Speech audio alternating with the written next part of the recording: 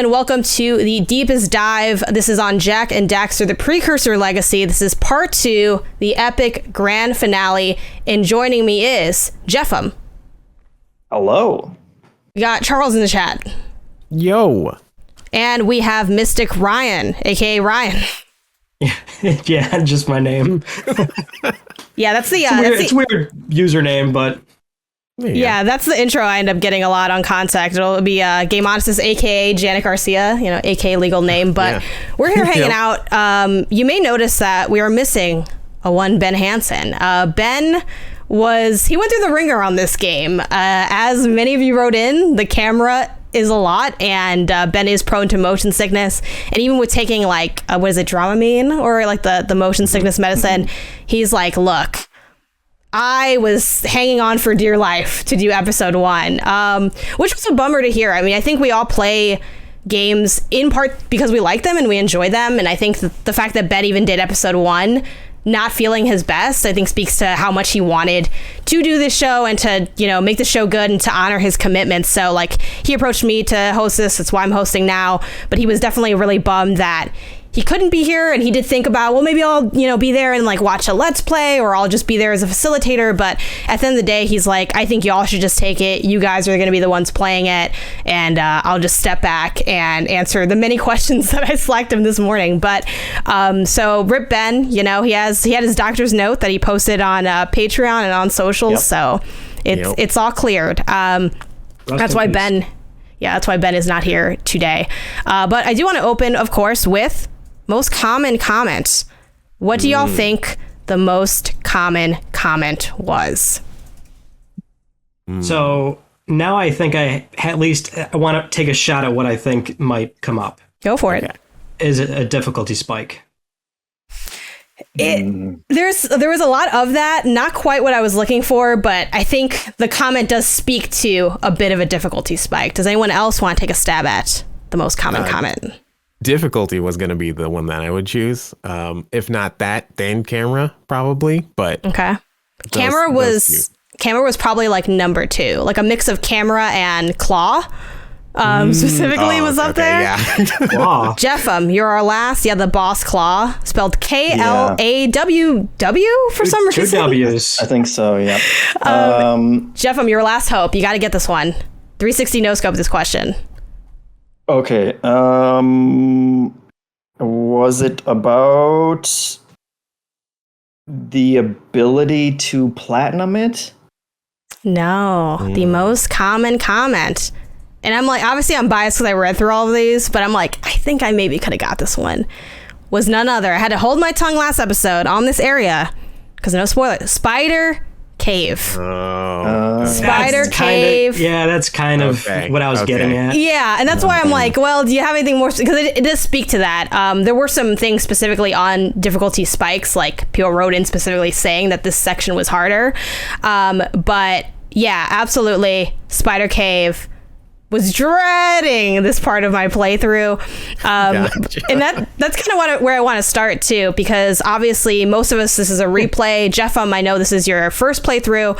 And I want to bring in a question or a comment from Chris Gilbert over on Patreon, which of course too, before I continue, I want to shout out that you can unlock the podcast version of this episode for $5 over on patreon.com/MinnMax. That's MinnMax with 2 N's. And that's where folks who are participating wrote in with their comments about this section of the game. Starting with Chris, who writes, before this playthrough, I always remembered Snowy Mountain as being one of my favorite levels in the game, but I came out of this run a bit cooler on it than it before. Although maybe it was just because I was stuck looking for that last Scoutfly I needed far too long. For those who have played this game before, were there any levels that you enjoyed less this time around, or conversely, were there levels you thought you hated that you've come around to? And Jeffem, for you, obviously I know it's your first playthrough. I want to know, did your opinion on the game change? I'd say I ended up really enjoying it. So I think overall, maybe even a little more positive than I was on it. But when we started this section, there was a slight disappointment, I guess you could say, of realizing like that first third did a lot of really interesting and unique things, and then was like, oh, okay, wait, there, like that was the formula for what the second third and then the final third of the game was going to be. We're going to kind of repeat those things. But I did appreciate that at least, you know, like the themes of the different areas, like each level all changed up, and there were some cool, more unique objectives towards the end that and then I think it just had a strong ending for me that by the time I got there, I didn't really care about the repetition. There were some parts where, you know, like it got a little more annoying, and especially in the first half of this chunk, I ran into some serious issues that we can talk about. But the further I got away from that, I just kind of, I'm already looking back and remembering just kind of the fond things about it that I enjoyed. So I can see why it's such a classic for so many people. I can see why people keep going back to replay it, because yeah, it works on a lot of different levels, and I think also the fact that it is condensed. It's one of, apparently, I looked at my trophies, it's one of the 4 games that I have platinum now at this point. Hey, congratulations. I think that trophy hunter thank you, over but here. I think that speaks more to just like the approachability and the ability to do everything in it, and the way that it conveys everything that you have to do, and the level design, as Ryan was talking about, like they don't go out of their way to like hide the things that you have to find or make it super difficult to do everything. And so just kind of going through that checklist was very satisfying and getting to that 100%. So Charles, Ryan, did this replay do anything for you in terms of changing your perspective on areas of the game? Sure. Ryan, do you want to go first? I feel like I have more thoughts. Yeah, well, I might be a little bit more lukewarm on that in general, just because I've done it so many times. So play through 15 versus 20 is kind of like sure. My mind. Yeah, I'm set on this game for the most part. I guess to speak briefly on Spider Cave, that is the one. Even for me, it's like I always get nervous because it is so approachable. I like how you can, as Jeffin was saying, it's just a very satisfying checklist game that I love how you don't have to open up a tab and follow a guide or something. I love games that can do that. And it feels so satisfying towards the end to have that 100%, and you did it without, going out of your way to look up an answer. But Spider Cave always makes me nervous because there's just every so often I miss 2 or 3 precursor orbs, and that's the danger zone. Because if you miss one, that means you missed a cluster of like 3 somewhere. And so a large part of Spider Cave for me is simply hitting triangle to do a free camera look around. And so I'm always checking, like, okay, if I'm doing the that big robot section, right, the big precursor robot that's under construction, I'm always checking all the platforms there to make sure I didn't miss anything. And then if I'm shooting the lurker centipedes, I want to make sure that I've collected all the orbs that have dropped down towards the bottom. And so there's usually I mess up somewhere, and it happened again this time, where by the end of it I had all the orbs, which was so great because found that last cluster, collected it, goes 200 out of 200, and I go, oh, thank God. Yeah. So after that, and then the last what I thought was the last power cell, I'm like, okay, I'm done. I checked the menu and I'm like, oh my God, 6 out of 7 scout flies. Are you kidding me? Okay. So then there was one tucked in a corner that was not near any orbs, and I was like, oh yeah, that one. Yeah, we'll get into the pain points of Spider Cave in a second, but I do want to speak quickly to my issue. I'm kind of similar, right? Where I played a lot of this game. I've been playing this game for 20 years, off and on. So not a lot of new opinions for me at this point, but Spider Cave, it's always a new problem. And last time I did this, the first time I ever did the platinum was last year. I did it again this run, and the first time I did it, my problem was, I think, the orbs. I forgot where on the orbs, but it was definitely the orbs. The second time doing it now, I'm like, I'm smarter now. I know how to do this. I'm going to really, and I played almost like in a way that was borderline boring. Like I like first person, I went and got all the orbs one by one when they dropped from the centipedes. I'm like, we're not playing any games. We're not messing up anything.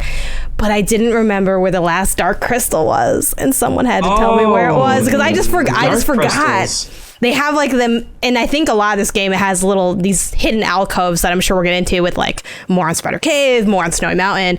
But Charles, I definitely want to hear any new thoughts from this replay for you. Sure. So the first third raised my opinion on Jak and Daxter from what I remembered, because I was like, wow, man, this is like a lot of fun. And it is kind of modern forward thinking in terms of like the checkpoint placement and stuff like that. The last 2/3, well, go ahead. Okay. It's a safe space.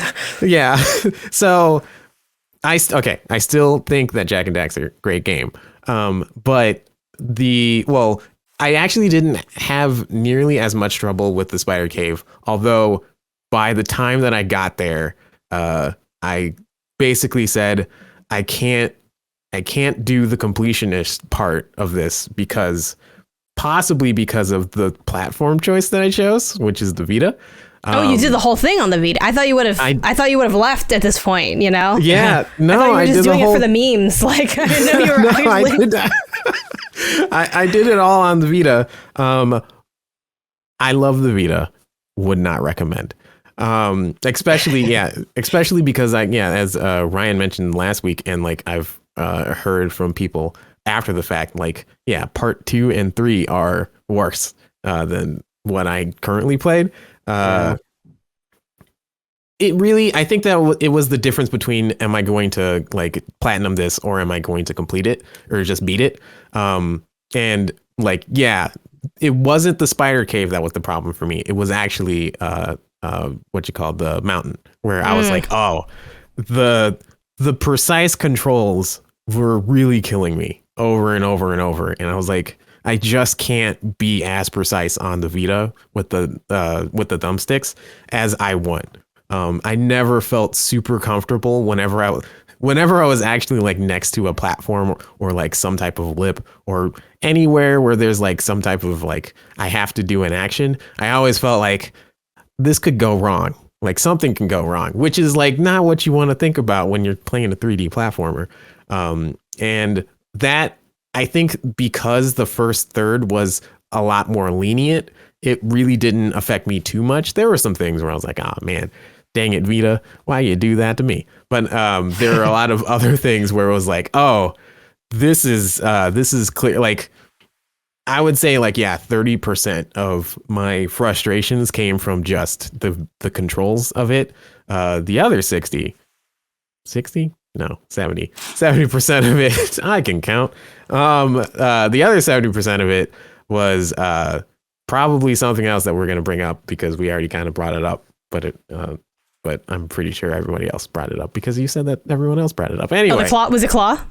No, it wasn't claw. It was the camera. Okay, yeah. The camera and claw seem to go hand in hand for people, which I thought was interesting. Sure. But man, I guess we're kind of just digging right into like the hardest parts of the game, which sure. I do love so much of this area, but I also like it's so painful in so many ways, and that's why like a lot of times when I replay this game, I'm hanging out in that first area. I don't go beyond there because I'm here for a good time, not a long time, and I'm dipping back in. But I gotta speak to the community's comments on Spider Cave. Hilarious. We got Drake Hindhorst, who said, I was 5 when this game originally came out. I still feel the same way about Spider Cave today as I did then. It sucks. I always spend way too much time looking for 1 or 2 orbs that I somehow missed. The rest of the game is great, but Spider Cave can drown in a pit of dark eco. We had James Gameboy reply and say, that's funny, I love Spider Cave's aesthetic. It's hard as hell though. I still have more fun there than the snow or the swamp personally, which I am interested to see how many of y'all like skipped over that swamp, because I feel like we didn't get a lot of swamp questions, and I think a lot of people skipped to that area. I can speak to that because I went to the claw fight and I got through the first section of it fine, and then I got the yellow eco and it was like, what the hell do I do now? And I felt like I pressed all the buttons, but apparently somehow I never I never pressed the punch button, which, you can blame me for, but in my defense, I was like 200 feet away from the enemy, so it never occurred to me to try and punch him. And I was also on a skinny platform, and like how far forward it flings Jak every time you punch. So I never pressed it, and I thought this is the most insane like mechanism to just throw on you without explaining it. And then I realized that I should have gone to Boggy Swamp first, because I didn't realize I was just kind of doing the main path at that point. And so I went back to Boggy Swamp, and then somehow this was like the low point for me of my playthrough, because I ended up going through all of Boggy Swamp backwards. Because there's that first section where there's kind of a tower, and you can see that there's some stuff up on a cliff, and so like I busted my ass to get up there. No, you can reach that. You can reach that. Yeah. Yeah, and it wasn't that hard to reach it, but then as I was going through everything else, like the checkpoint was right after kind of making that jump. You go through a little section there, and then it kept on restarting me there. And after like 10 minutes or whatever, I completely forgot that there probably was a much easier way to go. And so I ended up going around the entire level backwards, which is kind of cool that you could do that. But the entire time I was like, man, this is super hard. Like, they're giving me all of the yellow eco after I get past the enemies that I need it to fight it. And it wasn't until the very end that I realized, no, this entire thing looped and I went the entire way around. Oh my gosh. So some of my misery was self-inflicted on myself, but yeah, and then, of course, as soon as I started Boggy Swamp was the first time they were like, hey, you can use that, try punching with yellow eco or whatever. And I was like, oh, God damn it, Daxter, why didn't you tell me that? The 50 times I was throwing myself into that lava with Claw, but... Oh, man. Yeah, so... That is so amazing. after that, Spider Cave and Snowy Mountain were actually more fun to me. Like, they didn't bother me as much as, I guess... They weren't. I had already experienced my trauma with. You were already broken, so you're like, I can't feel anything anymore at this point. It's just washing over me. Yeah. Did anyone else have any issues with Boggy Swamp, or also did you guys skip around? Because James Gameboy wrote in and said, "Hey, it turns out you only really need 72 orbs, so you don't have to do the swamp area at all. How pleasant! Were there places that you knew that you'd want to skip over, or like were you how'd that swamp go for everybody else?"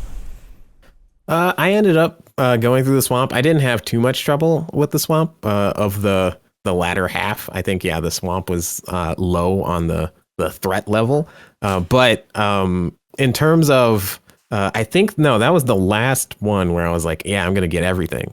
It was Snowy Mountain, which broke me in terms of like, I just, basically because of the ice and like having to be a little bit more precise with the controls there and the Vita not liking that.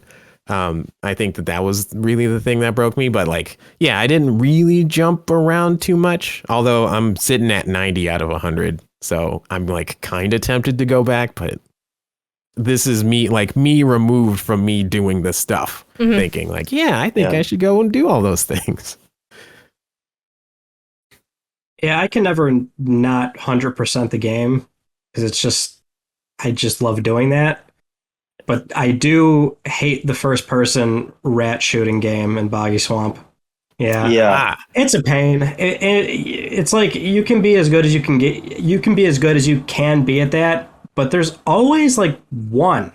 Yep. That is like on because there's the camera, like not the camera, but the amount of things you have to defend. It's so wide. Mm-hmm. So you have like tunnel vision in the only direction you can look. And so I always like die 2 or 3 times to that because there's always one that just gets off in a corner and I forget. And it's like one of those things where it's unusually, or it feels unusually long because you do like three waves of them and you're like, that's got to be it, right? And then more spawn and you're like, oh, please, I just want to be done with this part. So I was actually curious because I think that is also another advantage of the Vita. Oh, the touch! You and that touchscreen, man. This touchscreen. This is where I shine. Yes, I was able to. You can just tap, and then it'll just shoot wherever you tapped. So I was just able to just be like tap, tap, tap, and I could do that at the boss fight at the end and stuff. Like there were some key moments where I was able to just tap on the screen. In fact, even in Spider Cave. I was able to do that. And I was like, wow, this is one advantage of the Vita. I can't wait to do my own chaotic Vita run at some point, which I'm now dreading after hearing yours. That area of Boggy Swamp also gave me a lot of problems. I think it is not as mentally strenuous as the fishing game, but it is more like of an endurance run.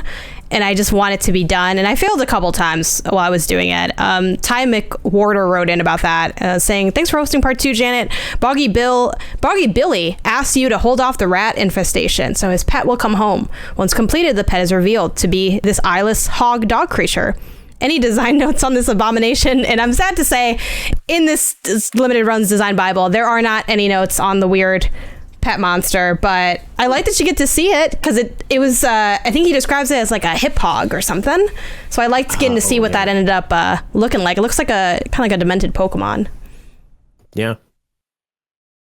Boggy Swamp. That rat shooting part, and then the like the 2 colored like portals that you have to race through in Precursor Basin were both ones where I didn't have to do them too many times, but they were both so long that, you know, like towards the last third of each of those things, I was like, God, if I screw this up, I'm going to be so pissed if I have to do the whole thing. And I managed to squeak through them so it didn't become that pain point. But the whole time I was like, just please let this end. Please let me get through it because they did feel just so overly long for what I wanted. I just wanted to get through it, and the anxiety just kept building and building on them. Jeff, that's a good. Oh, I'm sorry. Yeah, I was just going to ask a real quick question, Jeff.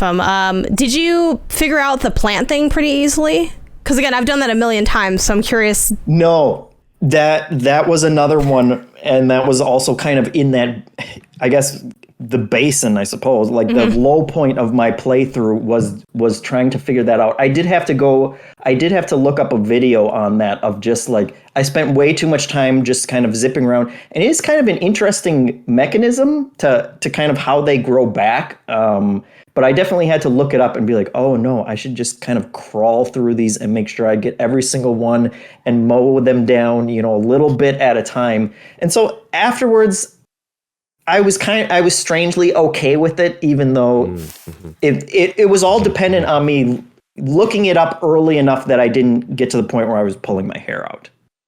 Nice. Yeah, that was an early childhood memory of like, I remember I have to do this. So I didn't have that pain point there. Yeah. Ryan, what were you going to say? There was just the part with in the Precursor Basin when you're hitting the checkpoints on the zoomer.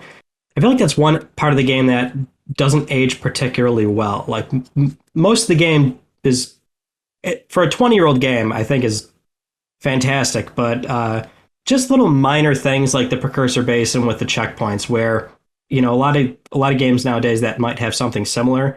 They'll sort of show you the checkpoint after the one that you're about to hit, and that gives you at the very minimum a slight mindful idea of like, okay, even though I'm not at the next one, I know what direction I'm going to go in right after that, right? Because you're bobbing and weaving through all the precursor stuff.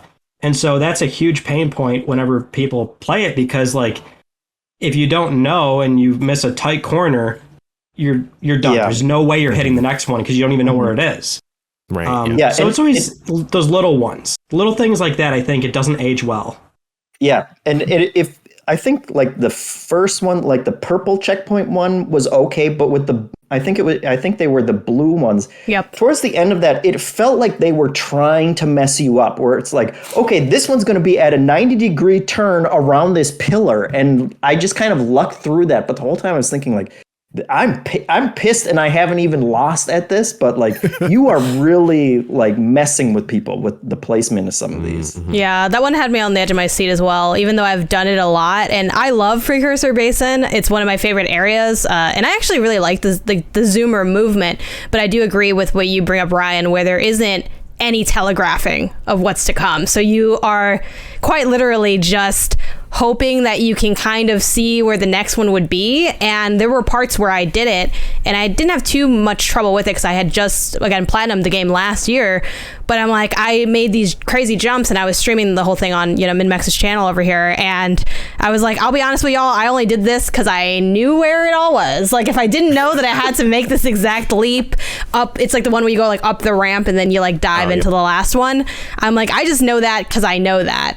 But when they put there's a fork in the road where you're elevated and they put it on one side and it's like the side it's on the left instead of the right when you're naturally going up the right. Yeah, it does. I think it's a little bit of a troll course.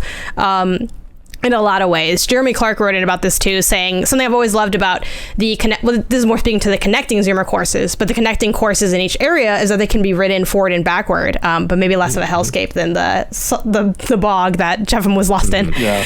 Especially Lava Tube, it's impressive the way the track feels natural to ride, and even when going back to previous areas, it makes it easier to get collectibles.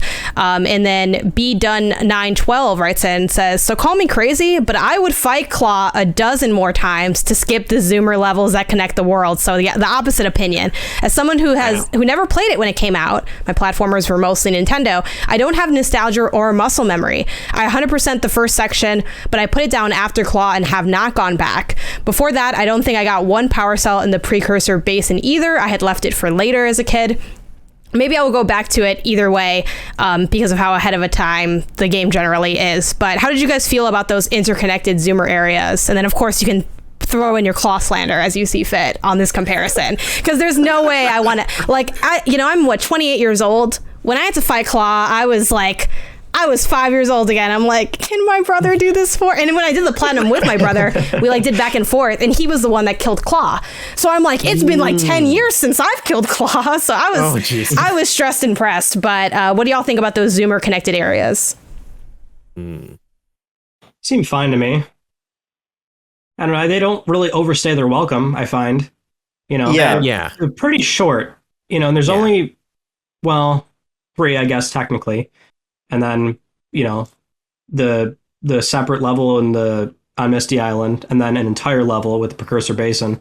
Right. But in terms of the interconnected levels, I find them to be pretty simple.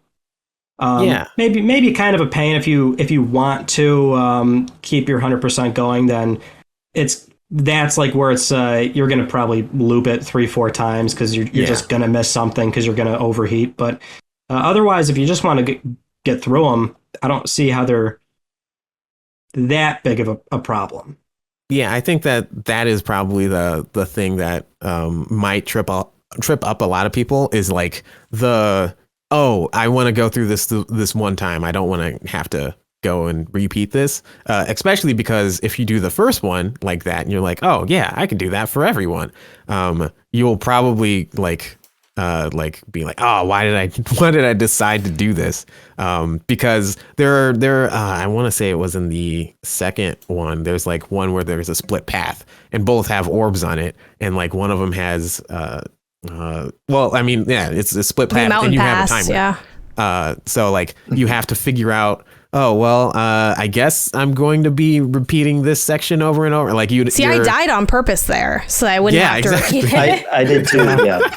Yeah, everyone's like, I guess I'm going to have to die here, or should I die here so I can check here? And then you just realize, I don't actually have to die here to do... if this is your first playthrough to go through that, and having that thought, I can understand where a lot of that happens. But for the most part, I feel they tend to not overstay their welcome, except for the last connected one, where that one is a little bit longer. And I mean, I feel like it was good in terms of difficulty. But that one, if you didn't enjoy the Zoomer levels, probably you were not enjoying that one part where it's very interconnected and weaving through various paths.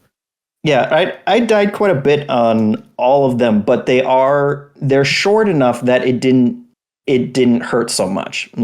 And I was trying to get, every orb and scout fly my first way through. And so there were times when I killed myself on purpose just to go back and get everything. But they are at least short enough, with the exception of the last one, but the last one at least had checkpoints that were mostly forgiving. So I didn't mind that either as much.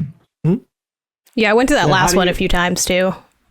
Yes. So then how do you feel about kind of because there's only a few times where the game gates you out of things like this, but with Mountain Pass, you can't get all the power cells. Yeah. Right. And so at that point I had gotten to the end of it, and I ran through most of that course on foot, trying to figure out where the last one was that I missed it, because I thought maybe Really I had to be on foot or something. Wow. Me and you both did the same thing. Yeah.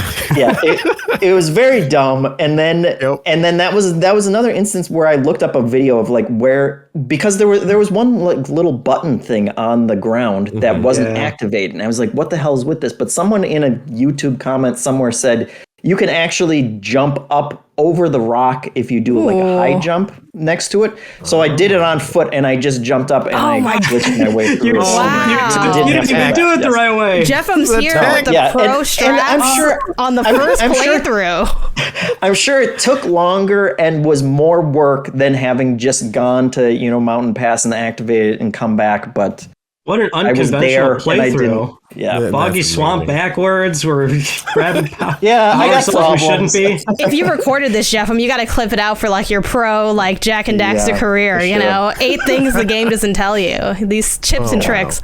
That's wild. That I kind of hate that they have that one there. In general, I always find some mild frustration with the eco vents overall, where I'm like, if you want me to go in this order, why don't you just tell me to go in this order? And even with and I don't know, I'm such a knucklehead with it, because I know that I need to do those things, but I still went to Spider Cave and then opened the vent and then came back to do the basement kind of area. But now that I know it a little bit more, it's a little bit less of a pain, because I just understand it's what I have to do. The thing that tripped me up in Mountain Pass were the 3 orbs that are damn near invisible. Off when you enter the cave part to the left, there's a big gap. And you would never go that way naturally, because it's way harder than an open area. And the way it's angled, because of the coloring and the way they at least on the PS4, PS5 version, which is really just an older version, the way the colors are and the way it kind of renders clearer when you get to it, they are very close to invisible. And I miss those, and that's another part that I needed help with. But did y'all have any orb pain points during that Mountain Pass run? I could also speak to that whole this thing looks very invisible kind of stuff. It wasn't actually Mountain Pass; it was the third one. Why am I blanking on a lava tube? That one? Lava tube, yes. That has one too. Yes. Yeah, it has. I was like, where over the heck? to the left on the metal thing. Yeah. Yes, and it's where the heck is this thing? And then I saw it after going at a snail's pace, and I said, okay, well, all right. If you just split your vision, it's I only knew that one because I remember my brother struggling with it last time he played. So I'm I think it's off to this side. But I want to bring it back to the claw comparison, because what a way to talk about how much you hate the Zoomer by saying you'd rather fight Claw, or maybe you're really good at Claw. I don't know. Claw gave me problems, and I was not alone. Robert Hayes wrote in and said, I enjoyed my time with the game, but did anyone else find themselves battling the camera and controls a lot, especially in ladder areas? I think I died more in my fight against Claw than I did my entire playthrough of Returnal. Now, maybe they're just really good at Returnal. I don't know. Luca has similar stuff. Impressive. Yeah, we got from Luca. I love how quick and breezy the boss fights are. Bosses have 3 HP and also there's the classic 3, and there's always a checkpoint right before.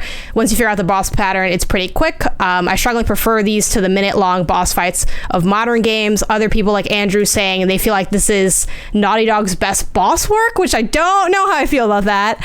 And then... yeah, we got a whole bunch of them, so I'm just going to run through them real quick. We have Crease, a lot of mixed emotions on this, my friends.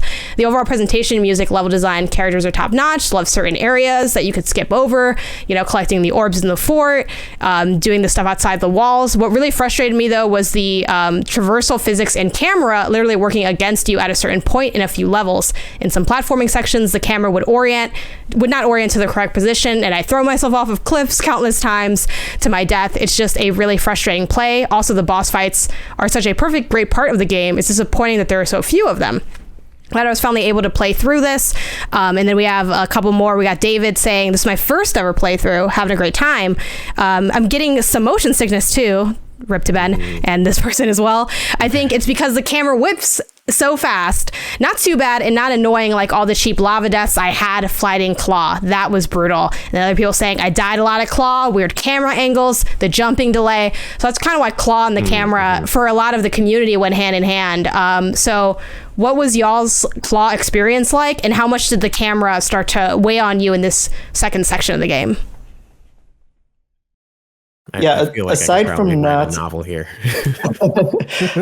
Aside from not understanding the fireball thing, it was weird that, you know, Claw would throw the boulders at you, but when he was holding them above your head, you really like there was like 10% of it on screen. Like it was so hard to tell where he was going to throw it just because of that camera placement.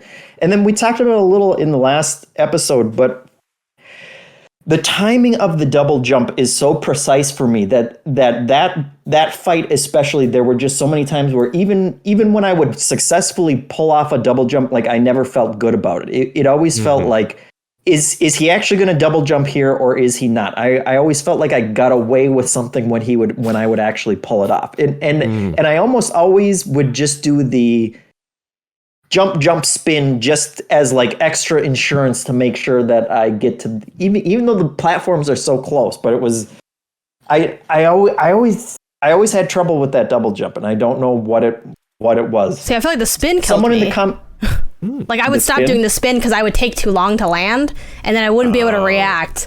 But Jeff, you were mentioning someone in the comments. Yeah, someone in the comments last time said there's a delay to it where if you press the button twice in a row too fast, he won't do it. But I swear there were also times when if I just waited too long in between the presses, or maybe it's just my controller, I don't know. But it always, there were so many times where I felt like, why didn't I trigger it that time? And I just could not come up with a good answer for it. Mm-hmm. I had a similar thing where, like, the double jump, I was also, I could say something like, I felt like I was getting away with something whenever I did the double jump. So that one could be a combination of both me having low frame rates and then also like just the delay being not as precise as you might think, or not as loose as you might think. Yeah. I think nowadays it feels like platformers I think a lot of platformers go out of their way to kind of fudge the game in your favor. Like I've seen a lot of development threads about that, where it's like, if you press the button too late, if it's, like, we'll just make you jump anyway, even if you're not on the platform still. And I feel like this is kind of an earlier era where they were playing by the rules, so to speak. And it feels a little off nowadays for us who have been pampered by more forgiving controls, by the humanity of modern design. In the live chat, Mr. Buttons, who I think also wrote in a few times as well, so shout out to that, says Claw shoots the boulders so fast in his final phase that the boss basically demands perfection. And that's where, like, this was the only thing, and I was streaming it as well, which doesn't help in the sense that I'm like, oh man, y'all are about to see me have a mental breakdown, get ready to clip it out. But it's the only thing I had to take a break both before and then like during, where I'm like, all right, we just gotta, I've played so many games, I'm sure I can do it. But that final area, that final phase is such a pain. But Ryan, you've played through this probably more times than any of us. Are you like a Claw pro at this point, or has that ever been a pain point for you in your playthroughs? It's really fascinating hearing this, because I kind of explained it like in part one. I'm kind of removed from the game now, so it's really interesting hearing like people playing it for the first time. So like right when this show started and Claw was brought up, I'm like, what was wrong with Claw? And then Jeff explained how he didn't know what to do, and then I thought, okay, that makes sense. I can see how somebody would not know what to do. I'm just too removed from it. What I do when I get up to Claw to grab the yellow eco, I just go first person and free aim at him. I just knock out 5 shots, run back, and it maybe takes a few attempts if you're a little sloppy with it, but it's more interesting to hear people play it for the first time, because I just don't know how useful I don't think there's anything I could add to it. Yeah, you're not the common man anymore for Claw. Yeah, it's just something about the jump for simple. me. for me. I just but I can see how there's just certain cues in the game that don't appear to be as natural to others. Like when Claw has a boulder above him, you know, I'm trying to like remember like how I played it as a kid.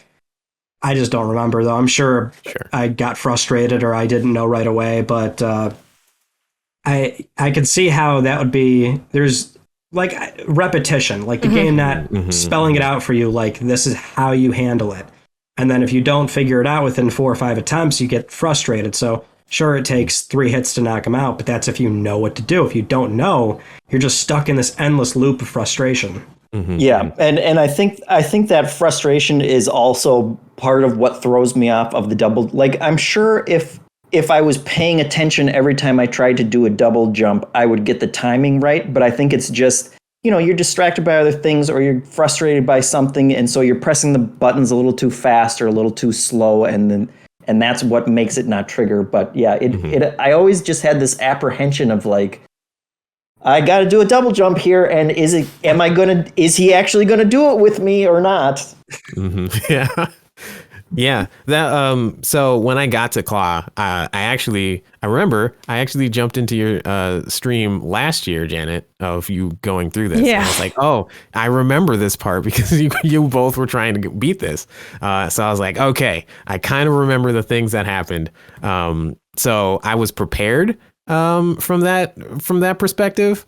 But yeah, it was very much it was less so like the patterns and things like that, because I knew like exactly what I needed to do. It was more the combination of like me having to be precise on the Vita joysticks, but like knowing like, okay, I want to be sure that I'm actually going to jump when I need to jump over this bridge piece that is out. Like I want that reassurance and stuff, or like having to hop back and forth between the 3 different platforms and stuff. I'm like, okay, I'll stay here for a little longer so that I can theoretically bait out a thing to like have 2 of them go to this platform and stuff. So a lot of me kind of wishing that it would do the thing that I wanted to do, and I'm like, oh, I hope it does it. So I have a similar reaction there with to Jeff from there. Yeah, Claw is definitely a pain point.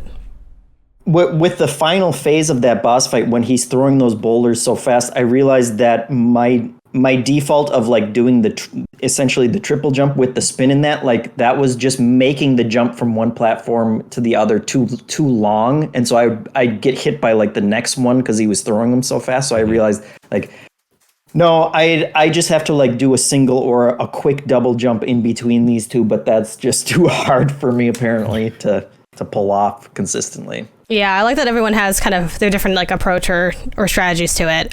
Minus Ryan, who just like his mind it transcends to a place that we have not been to yet. But speaking of places we haven't been to, I want to talk about the precursor city, the Lost Precursor City, which is also in that area, kind of the last place that we haven't talked about yet, which is probably one of my favorite areas in the game, and I think for a lot of community members it was theirs as well. Let's start with 2 comments on the aesthetic of just the Precursor City, where Neek Olson writes in and says, "Hope you're feeling okay, Ben. One tiny detail I loved was the kaleidoscopic elevator ride down to Lost Precursor City. Very pretty." And Enterata says, "Did the Lost Precursor City remind anyone else of a Lost Crash Bandicoot level? It had those electric pylons you jump over, and stylistically it reminded me of an aesthetic Neo Cortex would choose for a fortress." So what were your thoughts on just the look, the feel, and your experience in the Precursor City? Yeah, this is one of my favorite aesthetics as well, where I really dig like the vibes down there, the different sections where it's like clearly this is the room you are currently in, and we have all these puzzles laid out and stuff. And I like that like kind of dynamic and thing. So that I really, really vibe with. Although this is also like I saw what was going to be my future of like, oh, this checkpoint is like just one puzzle before where I would want this checkpoint to be. Yeah. Where I'm like, oh, okay. And then that persisted and continued to happen more and more as the game went. But for the most part, like overall, I think that like, yeah, Precursor City is probably one of my favorite places. Yeah. I'm like, any other, right. I'm like, I'll wait. I'm glad like, that I was very, able to be this. and we're done. No, I guess I'll toss to a couple more things from the community on Precursor City as well, aside from just the look of it, which is very Crash Bandicoot for sure. Brian writes about the design, Brian Paradas, and says, I really like the design of the Lost Precursor City. The section included a host of new obstacles and mechanics, and I think the design of that stage did a great job of onboarding players to new elements and then adding complexity, which, Jeff, I'm going to see if that's true from your first playthrough of it. There are a few short corridors that introduce a new element and test the player on how it works before putting it in a new room. And I really appreciated how thoughtful those choices were. We also had Sean Mills write in about the kind of difficulty that they had in the Precursor City, which I'm very curious to hear from you guys as well. Where they said, after raising the Precursor City, I went back to finish off the other orbs I discovered. To my horror, no way of getting out. I had to repeat the Rising Dark Eco twice before I figured out like a better way on how to go back to the beginning and get out of it. And the last one on the Precursor City is from Spencer, who says, I really like the platforms that rotate around each other in pairs in the Lost Precursor City. It's my favorite level overall. I feel like most of the platforming in the game is pretty boilerplate stuff, but this particular gimmick stood out to me and gave the player an interesting level of control without making the challenge trivial. So how did the design work for y'all? And did anyone, especially because I think almost all of us did a completionist run, or at least close to one in this playthrough. So did anyone struggle with the sort of interconnectivity and the backtracking that the Precursor City might lend itself to? It's not a good level for backtracking, for sure. I'd say it's the worst one to, if you miss something and you want to figure out what's the best way to go back to it, especially because there's that point of no return slide, and then there's another one. And so if you miss anything on there, again, I'm trying to think about if somebody's going through this the first time, I feel like it's a huge pain trying to place everything in your head because it is such a segmented level, but there's a few diverging paths. So the slide and then getting ejected back up when you're doing the huge platforming Rising Dark Eco thing, I just feel like it's not a very friendly level to collect everything in. It's super cool though. I do love the aesthetic of it, but if you miss something, I feel like it's more of a chore, especially with the unforgiving checkpoints, because it does place you kind of far away if you happen to die. Yeah. Yeah, this was the second level that I played. I beat Claw first, and then I played Boggy Swamp, and then I played this one immediately after Boggy Swamp. Weird. So I was That's on such the a weird order. So wait, hold on. It was like we can't gloss over this. So Jeff, you're saying you like got to where I feel like we all stopped at the same place. This is like when you go to meet up with somebody and you're like, we're all meeting here. And then there's that one guy who meets like 80 feet away because he misread the directions. So you're telling me that you went through like the area that we did for the first episode. Then you did the Precursor Basin, and then you fought Claw, and then you went to the swamp. Yeah. Then you went back to finish Claw, and then you went to the Lost City. No, I made my way all the way through Claw, and then went to Boggy Swamp. So you did kill Claw before you learned how to kill Claw. Yeah, because at that point I didn't realize that I should have understood that Claw, by his nature of being the boss fight, which would then lead to the next run. Like that was the end of that section. But I didn't realize that and part of it I feel like is not my fault, because when you get there, the people that you talk to, they're all pointing you towards Claw. And I'm like not here to judge, no one to be mentioned clear. anything I'm about here to any understand, Boggy Swamp, you know? Yeah, no one mentioned anything about a Boggy Swamp or, the Nobody told me Precursor about a swamp. City. Yeah, so everyone was just like, yeah, go, and the because I had gotten all the orbs from the previous areas or the power cells, like I triggered that pretty early. The sage's daughter was like, hey, this is open now, like come on over here and we'll get you up that pass. So I was like, okay, I guess that's where I'm supposed to go. But I realized that when I play games, anytime something forks off and there's like a main way that you're supposed to go, and then there's some kind of side content that you go, I always try to do the side content, but I end up going the main path. I hate that. I am just legitimately terrible at directions in games, I guess. So, and it carried out, it caught up with me in this one for sure. Funny with this one though, because as you're approaching Claw, there's this picturesque mountain view with a bunch of ladders, a giant gun shooting at this boulder. And then to the right, with a bunch of pallets, is then a little alcove that takes you into Boggy Swamp. Mm-hmm. I'm not judging, but it seems like you. Seems as though you've ignored the swamp.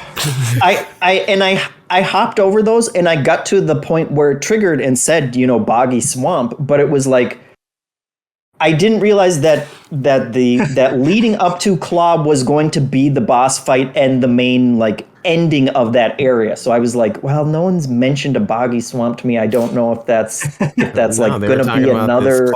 It is a smaller community than the opening area. It's a lot. There's just more going on. From a quick glance. Yeah. The Boggy Swamp was interesting to me as far as missing it because I kind of, I've played the game a lot, but I still forget things from time to time. So I almost forgot that Boggy Swamp was there as well. I did climb the pallets, and when I was getting the orbs, I'm like, oh, okay, well, this is what I was missing because I was playing and I did the city, I did the basin. I'm like, I'm sure I'm missing something else. But then I also know some areas have less stuff. And I kind of just stumbled upon the swamp and did that right before Claw. But when I was in the swamp, I'm like, unless you're going for a completionist run here and you follow the orbs that lead you to the swamp, I could see people missing it. I guess people didn't talk about the precursor city because it's the lost city. We discovered that city, even though it seems like it was just sitting there, Yeah. That was another thing where I followed that path and I got there and it just seemed like a lost precursor city seemed like a bigger thing. I kind of felt that's going to be the final part of this area and no one has even mentioned it to me yet. I'll go do this boulder thing real quick. Claw opens a hole in the ground and you fall into it or something. That's fair. Sure. Okay. That's fair. It's true that when you start the game, you kind of get a very quick there's the beach, then there's the jungle. Once you get to the next sage's hut, they don't kind of do that. They show you Claw, but they don't kind of say you can go check out the basin, you can go check out the swamp. And, I guess it's a new area and there's no sage there. Yeah. The green sage knows that area, that's his home. And also, apparently it's Jack's home too, so I don't know why they have to retell them that there's a beach he didn't know, he just moved in. But there's almost no people. I guess because of the monster, maybe everyone went on vacation. I don't really know what's going on in that community.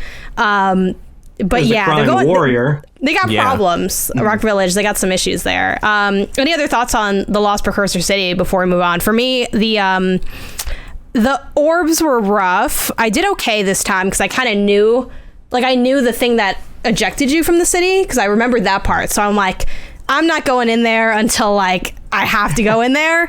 So I think I finished it all in almost one run. I did have to do some of the ramps a few times because I just kept, if you get hit by the little electric field thing, you can't always recover if you're doing a completionist run where I'm I just keep hitting this and then I'm too stunned to do the next jump to get the next thing.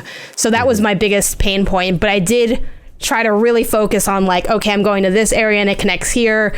What's that? Okay, that opens back around. And I think a lot of the designs of these levels in this game are if you know how to do it or you're lucky, you can have the perfect run here, and if you don't, you live here now. This is where you are. You're not going anywhere.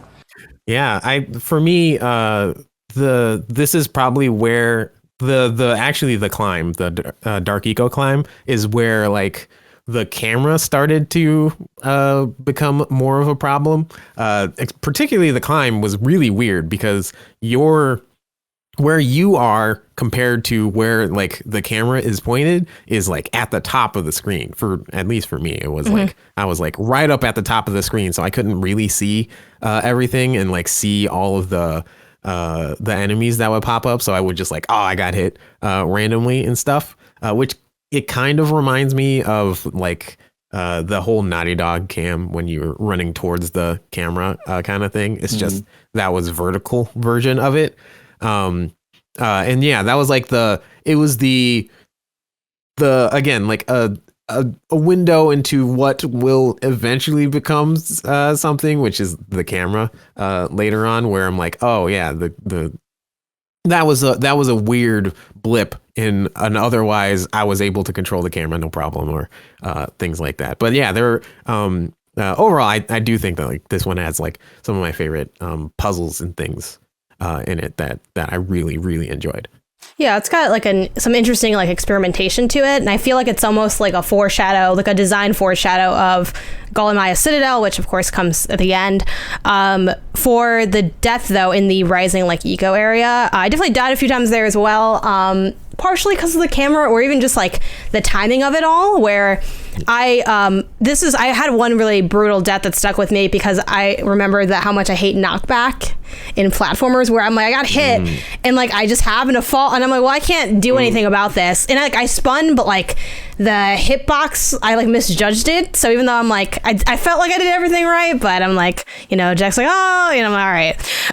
And we had a couple people that got tripped up in that section as well. I kind of categorize these comments as 1,000 ways to die in Jak and Daxter. We had Alan Dillinger write in asking about favorite moment, but tossing in theirs as a death moment they had. I couldn't help but laugh during the precursor city sequence, where you have to escape upward ahead of the quickly rising eco. At one point, I was stuck hanging on the ledge, but I couldn't jump up because an enemy was just standing over me. We both quickly died a gooey death. If he had the fisherman's cackle, it would have been too perfect. And Ian T. Clark's funky death from this area was funny thing happened to me right before I freed the Led Zeppelin. The Green Sage congratulated Jak and said his uncle would be proud. Right as the swamp rat attacked my character, I had no health left, and Jak passed out during that like rally speech. Rip.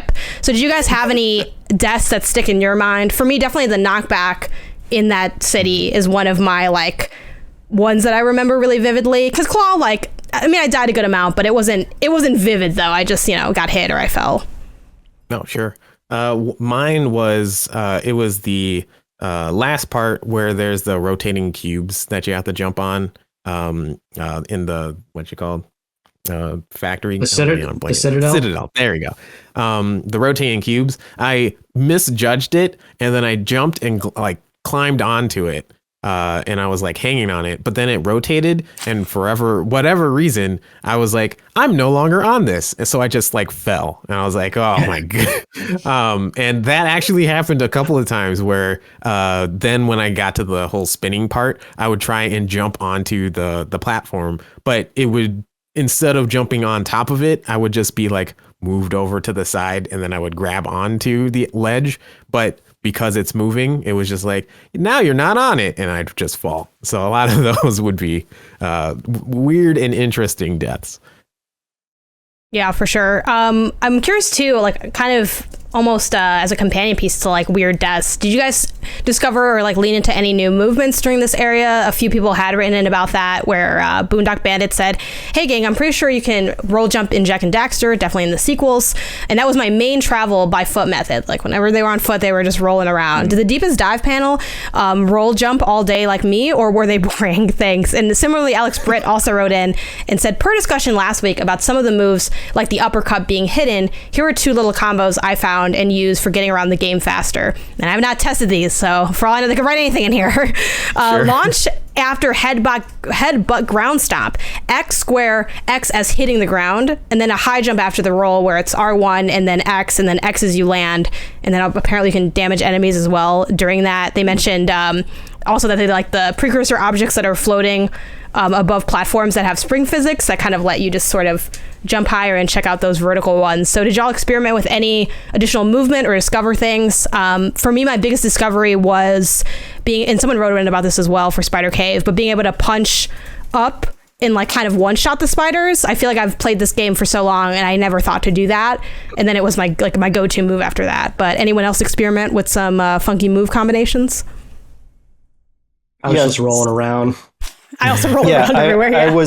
I was definitely roll jumping the entire game, often to my own detriment when it would be like it's a skinny bridge or something, but I'm still going to try and roll jump across it. And you can't do that. Like slight angle and you're straight off of it. But yeah, I could not refrain from roll jumping. And especially, I think it was in the Citadel where you had those like colored square bridge puzzles. Yeah. I'm sure they're easy enough to just like do in a correct combination, but I always thought surprised. Like, no, I'll do a roll jump first. Yeah, I'll do a roll jump first and spin and just get, like a third of the way across this bridge before I even have to start worrying about any colors. But But then 90% of the time, it's like, well, my roll jump went astray anyway. And, so. Or you like rolled over like 3 colors, so that there's more than. That's the thing I was thinking of too. Gone. Yep. It seems like that would catch up to you pretty fast. But going back into Volcanic Crater, which of course is the area after we leave Rock Mountain and Claw is finally dead and we spin on his grave and we drive through everywhere. We talked about this a little bit already with Spider Cave. I guess I want to close out the Spider Cave conversation with a couple extra comments from the community as well, because again, most frequent comments. So we had a lot on Spider Cave. Someone, of course, Lokeland, Belford wrote in with what I had mentioned as well, with the hitting the spiders in Spider Cave by using the uppercut. They said, this is my 10th time playing and I never knew this. The whole time I had been taking them out with 3 spin kicks like a chump. Definitely makes the Spider Cave less annoying. Andrew Burns replied and said they also had no idea on that. John Lee said, I had a pretty good time with this game, but oh man, was the camera annoying, especially in the Spider Cave when aiming is necessary. Side note, love seeing these older deepest dives. More of this, please. Spencer also wrote in about the Spider Cave saying, many won't recall, this is a deep cut for people listening to like every deepest dive. During the Super Mario 64 deepest dive, I wrote in stating, now I know what the entrance to hell looks like. It's tick-tock clock. I was wrong. It is Spider Cave. Spider Cave is the entrance to the gates of hell. And lastly, for the Spider Cave drama, Charlie Hunter wrote in and said, I managed to get all the blue ring power cells on the first try thanks to having the route pretty much memorized. So I was feeling pretty confident in my abilities when I went to get tough power cells. Oh, this one's interesting because it's like half Spider Cave, half Volcanic Crater. Climbing up the steps at the entrance to Spider Cave, you shoot the metal crate in the Volcanic Crater. I humbled myself with 7 or 8 garbage runs before I finally got it. A little humility goes a long way, it seems. Did y'all get that power cell? And did you what was that process like? Because I forgot that thing existed. And I'm like, how would anyone ever be able to see this thing here? It's so weird. That's like 95% of the game is pretty approachable, but there's just weird ones like that feel out of place. So like the Mountain Pass one is weird. The orbs and the plants in the Forbidden Jungle are totally out of place. And then there's that hidden box, which you kind of get a brief little snippet of that in Snowy Mountain, where if you open the yellow eco vent, there's a power cell in a metal crate, but it's in the level. But that one's just so weird. So you have to hit the yellow vent and get a full boost of yellow eco and then just haul it out of the level, out of Spider Cave, into the hub world to shoot a metal crate that's tucked into the corner. It's just... it feels very out of place. Like it's so just high seems, too. Like I could barely see it that it was even there. And then I'm like, is this gonna land when you hit this? But yeah, did anyone else struggle with that? Yeah, I definitely. That was another place where I had to look up a guide for it, and I had taken the the little train tracks over there, and I had seen that there was a metal crate up there, but I was trying to jump up there, like I didn't know how you're supposed to get, and every time you die on those things, it respawns you all the way back, so you have to take all 3 of those loops back again. So I did that a couple times and was like, this is the last thing I need in that hub world. I'm just going to look up, where I'm supposed to get the yellow eco for it. And Spider Cave was the last level I did in that area, so I hadn't even ventured in there yet to know that I should have been looking there for the yellow eco for it. So sure, I cheated on that one too.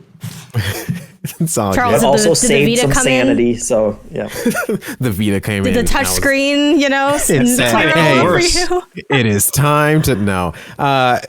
So this was actually one that I did skip, although I knew exactly what I needed to do because when I first entered the whole volcanic area, I was like, I'm gonna just go around and collect all these things, which that happened to make it so that I saw all the entrances to every place that I was going to go. And while I was doing that, I saw the one that was just hitting there. It was just like tucked away. I was like, I'm probably going to need to have something in order for that to work. And then I went into the cave and I was like, I'm going to have to do that. I don't want to do that right now because after this was after I did the Snowy Mountain, where I was like, I am mentally broken right now. I don't have the energy to continue to try and 100% right now. And I was like, I'll do this after the fact. But I never got back to doing that after. There's still time, after this time. episode. Just go ahead, boot it up. It's probably still charged. Before we unearth the trauma that is Snowy Mountain, because there's a lot going on there, I do want to talk about Volcanic Crater as a whole, because I was surprised how many people wrote in talking about like whether they did or didn't like both the hub world of Volcanic Crater, but also the fact that there's only really 2 areas and then the exit, with Lava Tube. So start with Andrew Baker, who wrote in, Weird Hansen, I go to the same fake doctor. Little weird that an Otzel is a nurse, but hey, it's cheap.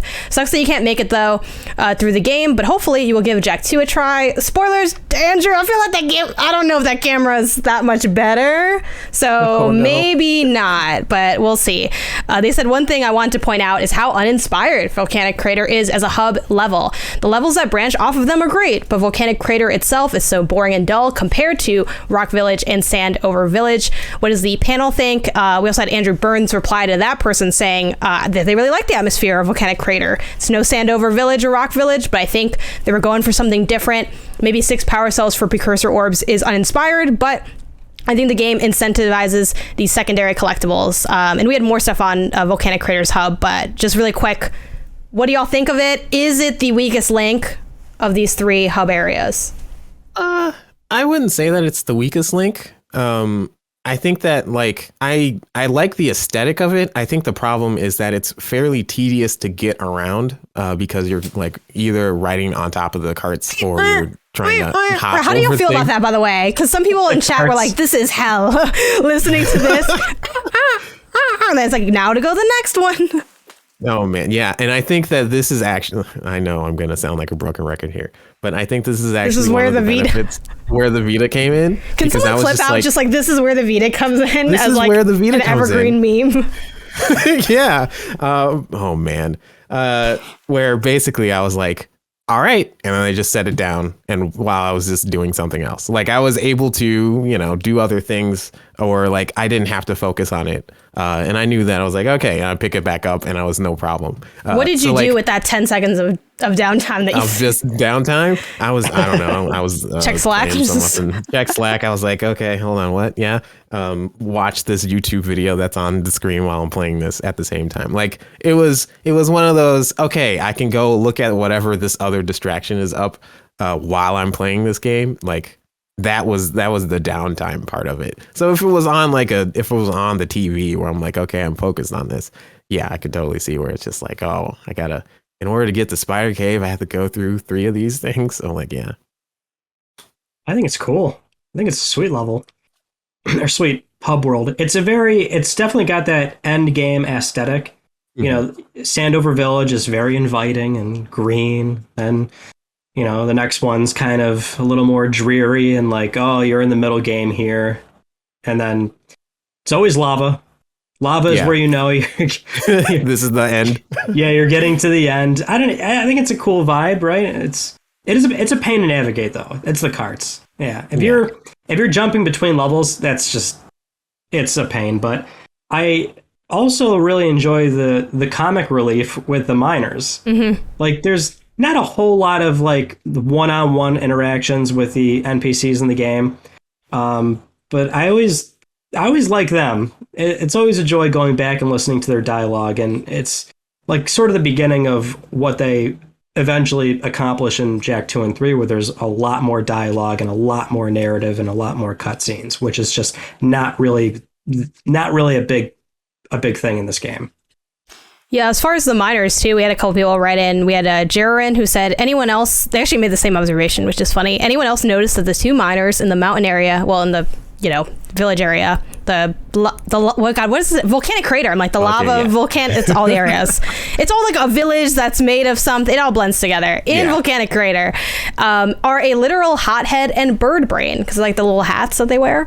And they also added. Also, I find it strange that the double jump for. Also, I like how they just tossed in these 2 comments in the one. I find it strange that the double jump for Jak is so finicky, but the bird you ride controls like a dream. How do they botch the controls so badly? 100% Blessing also made the hothead bird brain comment and said maybe the log on Samus's head is to reflect that he is hard-headed or stubborn. Yeah, I never thought of those. I like those people as well. I did feel the pain of like, you can kind of see, especially if you've played a lot, the alcoves of, I'm like, okay, that's probably where the miners are. That's probably where the Oracle is. But I'm like, how do I get there? And I'm like, I just want to jump into it.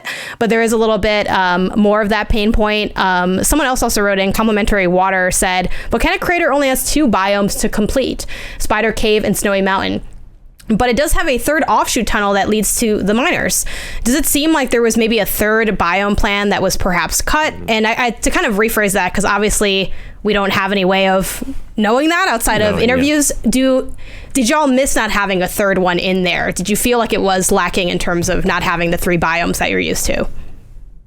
Not for me, because I played through Snowy Mountain and I was like, oh, no. That's fair. Go ahead, Jeff.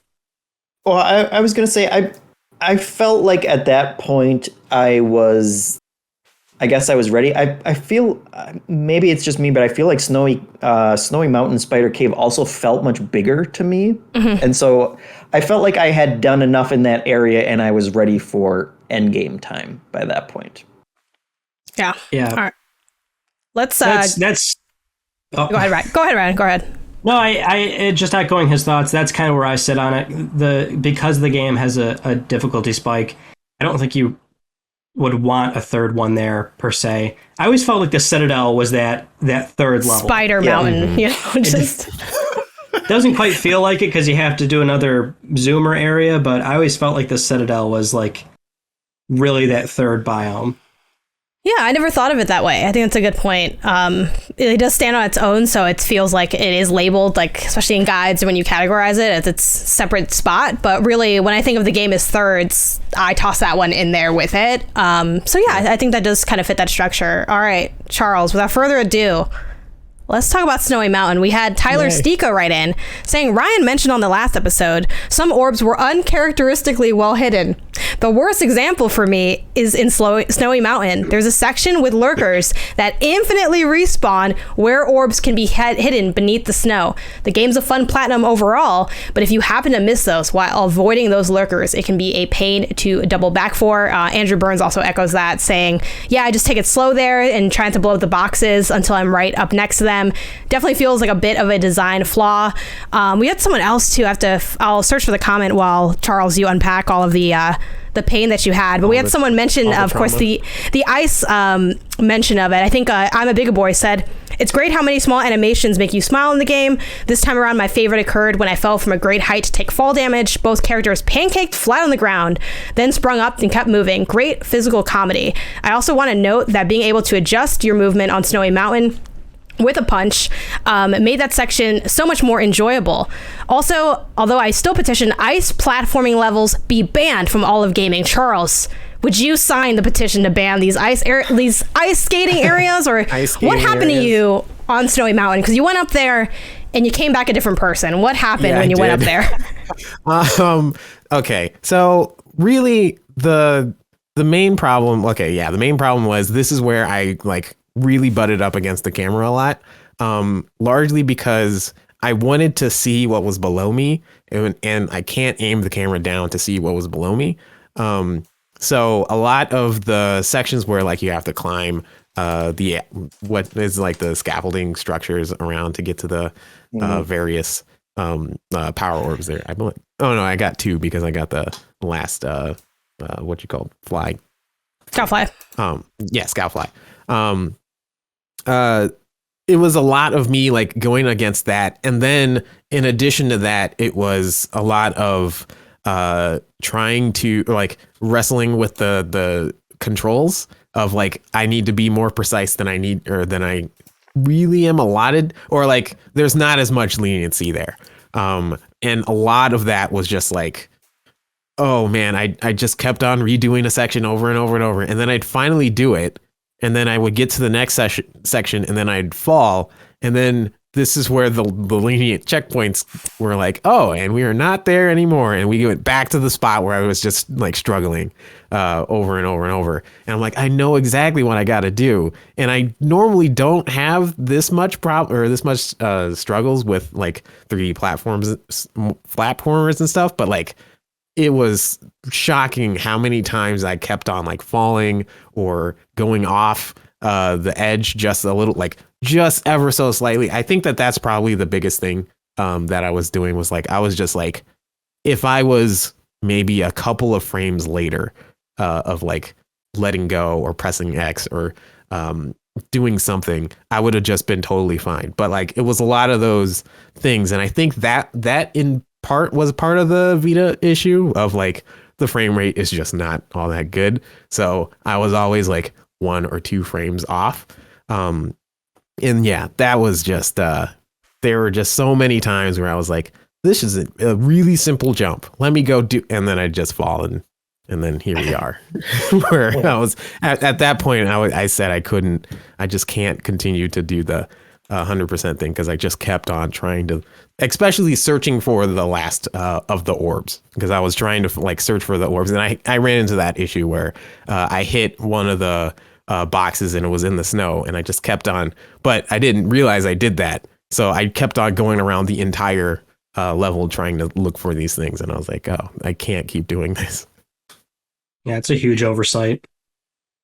Yeah, they I think the area in there, they call it like the lurker fort or something like that, where you have to make your way around the entire wall to get to the one orb that is in there. I fell off that wall so many times. Yep. And part of it is they like want the camera to be sideways. You can turn it in certain areas to kind of line it up straight the way that you would think that you would want it, but there were just enough jumps within that you know, I'd fall on the ground, they'd be spawning infinite lurkers down there. You got to run all the way back up to the one shortcut that they kind of have halfway through that you know, goes up and down. And I spent so much time in there, like, good Lord, I just want to get through these, you know, like 5 jumps in a row or whatever that are tripping me up. It's funny because I love the fort because I like you like the fort. I do like the fort because I like and I've never had fort problems. Like I like the I'm a big fan of just that spinning animation where you're going from one branch to another. Like Jak and Daxter does it a bunch. Like you see it often in platformers. Even Uncharted 4 has some of those in there, and I'm like, like I love doing that. And the only thing that I sometimes have to remind myself about the fort, getting the fort open is more of a problem for me because I always kind of forget how to do it. But like I usually just kind of luck into unearthing that. The thing I have to remember is to get the eco from the top and then to open the like sort of precursor remnants that have all of the orbs inside them. Like I went to the top of it this time and then I just went back down and then I was like, oh, I got to do it again because I forgot to go ahead and do that. But yeah, the fort's not too bad. But Ryan, you're echoing that the fort has some chaos to it. I think if you forget to hit that midpoint where you can have a log bring you halfway back up, if you forget that, it's another just kind of an annoying thing where, because there is so much fine-tuned platforming, and if the camera is working against you, then it's just a lot of restarting. And moreover, once you hit the ground, my pet peeve in games is monster closets. I don't like infinite enemies. I think it's a poor mechanic. You should be allowed to clear it up so that way if you have a problem area, you can at least go at a comfortable pace and have a sense of, you know, awareness that like, okay, if I fall, I can take a breather and just walk back over. And I do not like that in games. And that's my only problem with Snowy Mountain has always been that. Or if you are trying to find the one little offbeat area for the setting off the eco, there's the all those trees that kind of obscure the area. Yep. Yeah, the trees are definitely a rough one. Okay. Yeah, I was just gonna... I noticed that kind of thing as well. Sorry. Yeah, no, I think we're both just saying the same thing, right? Like the trees are something that you just kind of have to remember. You can see it, but you really have to be looking at a level that you often don't have to reach in the game. The thing that tripped me up, again, it's always like a new pain. And this time I'm like, I know about the orbs in the snow. It's not going to trip me up. And I got those. And then I think I died and it didn't count them for some reason. It was like a glitch. But then I got them again. I'm like, it's all good. I got the orbs in the snow. But then I get to the end and I was missing 3. And it's the only part of this run that I did where I'm like, I messed something up. So I'm out here and I'm like, and of course it's so funny with stuff like this because you could just look it up. But I do enjoy the pain of making people watch me not succeed on the internet. I'm like, we're going to stay here until we find these orbs. Not to mention, though, I do think the challenge with the orbs is even with a guide, it can still be rare to know if you did that because, like, maybe you went there already. Maybe you got those orbs. So even a guide isn't always, like, the best thing unless you're going to, like, literally go front to back and just follow it, then I guess. But I found them in the I forgot the name of the power cell, but like the lurker, not ambush, but there's like a bunch of them that spawn. You need the ready go to kill them. The little cave. Yep. I forgot that you can like exit there, and it's funny because it's the same issue I had with Spider Cave, where I forgot to check these kind of alcoves, where those were the 3, and people kept telling me to go in there, but like I honestly didn't want to go back in there because like I die a lot in there, and I'm like, y'all, you're making me do this. They're not here, but then I'm like, well, they got to be somewhere because I don't have them, so I can't really even tell you where they're not. And I'm out here like people are guiding me to areas where I'm like, to be honest, this isn't a thing you can jump to, but I'll jump to it just so that we know. Okay. And that was my big issue. Not to mention, yeah, I do think the infinite spawn, to your point, Ryan, I really feel that pain in the level overall, where it makes it so hard to comb through things because it's so like combat oriented in the way that the rest of the game just isn't. But any other traumas from Snowy Mountain? Because we gotta get it all out here because no one's gonna ask us again unless we go to like therapy and bring it up. So when you mentioned that you had a hitbox and you had that sort of bounce back, and sometimes if you're near a platform that's right on the edge, you could fall off. Mm-hmm. So this game kind of turns that up huge with the buttons that you have to push down on. Right. And there's 2 of them. There's a few of them in the ice. And there's one that's offshoot that leads to that. I believe it leads to that section we were just talking about with all the little mini lurkers. Right before that, there's a bunch of bridges. And then there's 2 of those buttons you have to hit. Yeah. And if you don't land on them, that's an immediate knockback, landing on an icy platform, so it's like a recipe for disaster. Yep. That's an area that easily you're gonna have a bad time if you don't like nail it perfectly. Yeah, I think I had already blocked that out of my mind. Just those trying to jump on top of those for some reason. Did you know to jump on top of them also, Jeffem? Like, what was your read on those things? I did. What was your read on them?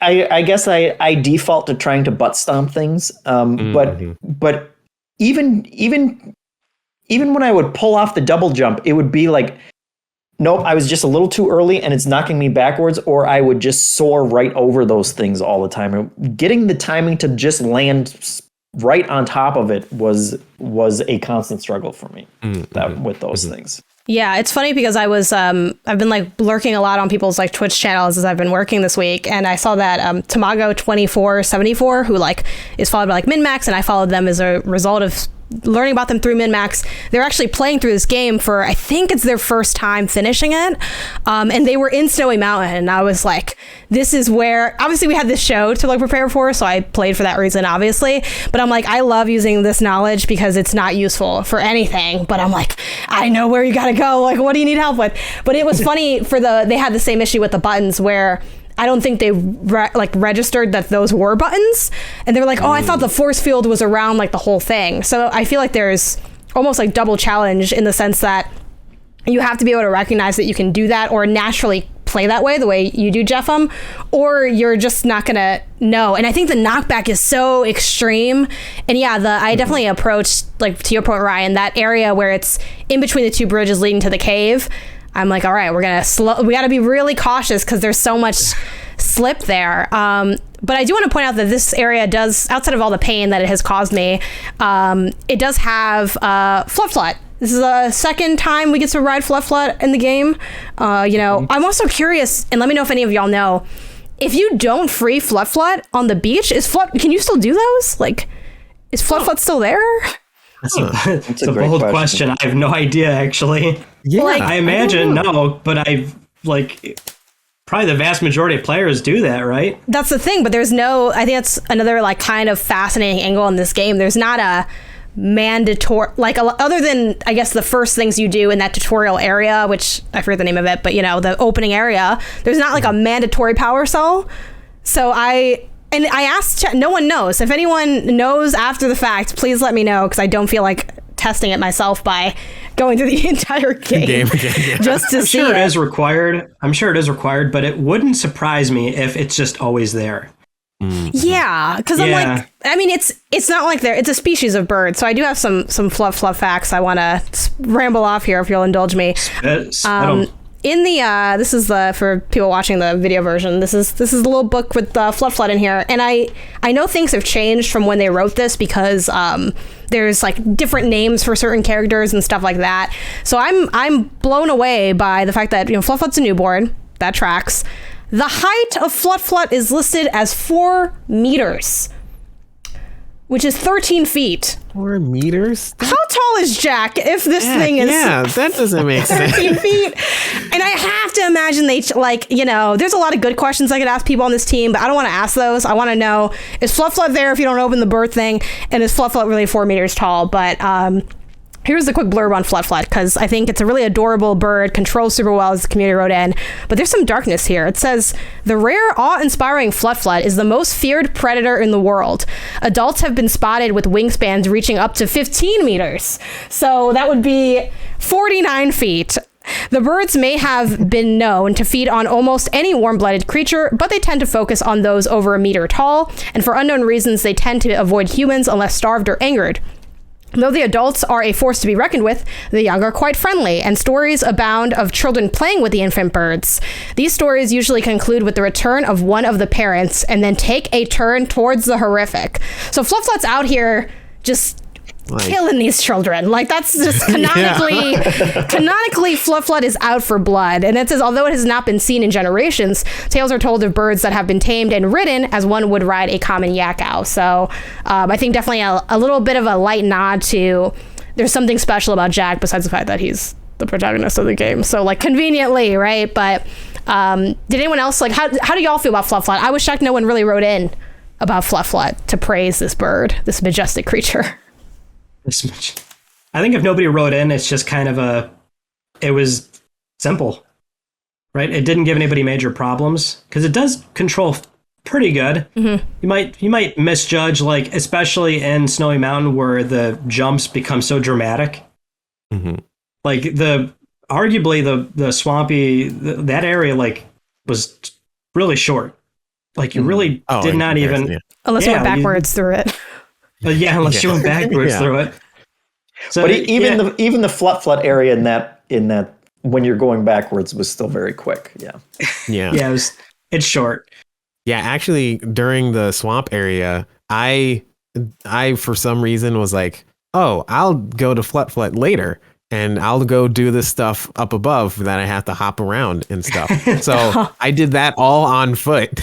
Oh, you can do it on foot, though. Yeah, you can do it on foot. You just have to roll hop. And I did all that on foot. And then I realized, like, wait, what is Flufflet supposed to do here? And I just went across the thing and then I did the rack mini game. I was like, was that it? All right. And then like moved on. But yeah, now I realized thinking about it, like, yeah, I should probably use Flufflet there for ease of use. Yeah, that's pretty funny. But I think, you don't really have... It's not really communicated what Flufflet would be good for, so I could see why platforming on this, like, oddly perhaps tall bird wouldn't really be the first thing that comes to mind. I think, too, with, like, the swamp, like, for me, when I first saw Flufflet, I always think that, like, it'll be used to traverse across areas you can't. The Boggy Swamp's interesting, too, because there's some intentional, like, dead ends. There's, like, bridges that lead to nothing that kind of imply, like, oh, boats might dock here. So I do like that. Yeah. As far as world building, it feels lived in, not just in that there's like little villagers and inhabitants, but that there's these spots that kind of suggest there are more things going around besides like the convenient level design to give us like stuff to do in there. But Gull and Maya's Citadel is the last area, and some people wrote in with some design questions about Gull and Maya. So Rory said, so we got two specifically at Gull and Maya. Rory said, "Hello, fellow divers. Gull is extremely dramatic. Also, it looks like his right forearm is robotic, but his right index finger is still real? Question mark. Why keep one finger?" So, sound off about the theories. What's with the one hand? The one, huh? I Never actually thought too didn't strongly notice about that. Yeah, I didn't notice that. I mean, I'm guessing that it is more of a I don't even know if it would be like a prosthetic or something, because like, why would you keep the finger? I always thought that, when I have the design notes on it, but I always thought that like looking at it closer, it's more of like an enhancement, like it's over the hand. But you know how there's like those gloves that might have like the fingertips missing or something? I always thought it was just his hand peeking through, or maybe that's something happened where like his hand still is there, but it doesn't fully have the functionality of a like, you know, of his hand before he did all the experiments. So he needs it as like a support system, almost like an ability thing. And then we also similarly had Darkfish Days say, "What's your theory on Gull's balls? Forgive me. The weights that are holding him down, are they weapons? Canisters of Dark Eco? Something else? What's going on there?" There are no wrong answers, just feelings. Yeah, I was thinking like it'd have to be something related to Dark Eco, but I wasn't entirely sure. Yeah, he's just a trippy, weird-looking dude that you have to be into Dark Eco. just to like, he's like, I like it, but how can I look more evil? It's like, well, what if you levitated, but then you still had the weights on? It's like, I always kind of thought of it as a kid as like, maybe he's just like training, like how people wear ankle weights. The weighted gi. Yeah, like he's like, you know, fitness still is important. You got to get your steps in. You got to get the weight in. For the evil brother, here's what we got from the design notes. Again, sure, things have changed along the way. After countless exposures and experiments in the dark eco sciences, the evil brother has withered away both his sinew and his soul. Unlike his older sister, the evil brother has no interest in beauty or appearance and has let his body fade as his powers have increased. Now he is as light as he is powerful. Eventually, he plans to transfer his mind directly into the precursor robot and become a towering mechanical god. Who doesn't want that, right? The evil brother has worked extensively with precursor metal, forging armor for both his beloved sister and a super strong, ultra protective glove, impervious even to dark eco, for himself. When in his underground lab, the evil brother fastens loops to his belt and various tethers hanging from the walls and attached to the floor. The legs and feet of the evil brother have been rendered fragile, which is why he has the protective wraps. And on a rare occasion, when the evil brother is forced to stray outside of the laboratory, aka every time we see him, iron cannon shot wrapped in leather straps are attached to his midsection, so they weigh him down so that he does not float away. Couldn't be clearer. It is to keep him down because he is so thin that he is flying away. I also like the idea that like he doesn't care about beauty, like not like the sister. And obviously like the sister is, you know, definitely with that sexy design that we kind of talked about last episode, but they don't look that different. You know what I mean? Like they're still blue and kind of worn down. Like I don't know. I feel like he's going for some aesthetics here a little bit. Maybe not to the same degree, but Maya seems a lot more youthful than Gull. Yes, for sure. Well, Maya's actually the same. Like they're both old, but Maya like used the dark eco to be young and beautiful. Right. Because it's like the classic Banjo-Kazooie trope of like, if I could be, instead of like running the world, I'm going to run the world, but I also like want to do a little something for me. I'm going to look a little bit hotter. We did have Regan Walston write in, even though we talked about this last episode, so we don't have to spend too much time on it, but they did write in saying, "I'm new to gaming and I thoroughly enjoyed this game, but I couldn't help but notice Kira's design was overly sexualized and Maya's was even more exaggerated. You could literally see half of Maya's ass crack in one scene," which now I'm like, I want to run the tape. I feel like I didn't see that, but I do believe you. I do kind of like, I'm inclined to believe. They said, "I'm no prude, but the men in the game are not dressed remotely provocatively, so the game's sexualized depiction is only significant is only significant female characters, kind of paints a questionable picture of women in the universe. And it kind of goes on to talk about, you know, the classic trope of just that in games and how like, oh, you know, Jack's not the only game that does that, but like it's a bit exaggerated here. So yeah, do y'all have a read on that? And if not that, even just some of the archetypes I think in the game, where there's definitely like the farmer who's meant to be kind of like in that hick trope of, you know, what's a bathtub? Like, what do y'all think about like the representation in this game in terms of, you know, women characters, but also just kind of the tropiness of it? Well, just so we're fair here, Daxter is topless. He only has pants. Oh my goodness. And he was a very clothed individual as a human. So you're saying they made him a little more scantily I'm saying clad as it is. he got a little turned up is all I'm saying. But as an asshole, he does love those pants, which, you know, spoilers for future he games. rocks them good. I think it's very middle of the road. It's a 2000s game that fits the most basic sort of out. Like I've always found the characters to still be very expressive and have their own personality, and they fit the role that they're meant to do. But it is a game of its time. Yeah. Where it's just there was a lot of that stuff. And of course it doesn't age well in that respect, but at least it's not too egregious, at least in terms of women. It's certainly, I guess, it's just we saw a lot of this back then. We still do. But I guess I'm just happy it wasn't too bad. It awful, it could have been worse. Yeah. It's definitely present in the character design, but less in their behavior or personalities, I guess, which at least we can appreciate. Yeah, I do feel like it's not like everyone's constantly like throwing themselves in check or something. Like that would be a little weird.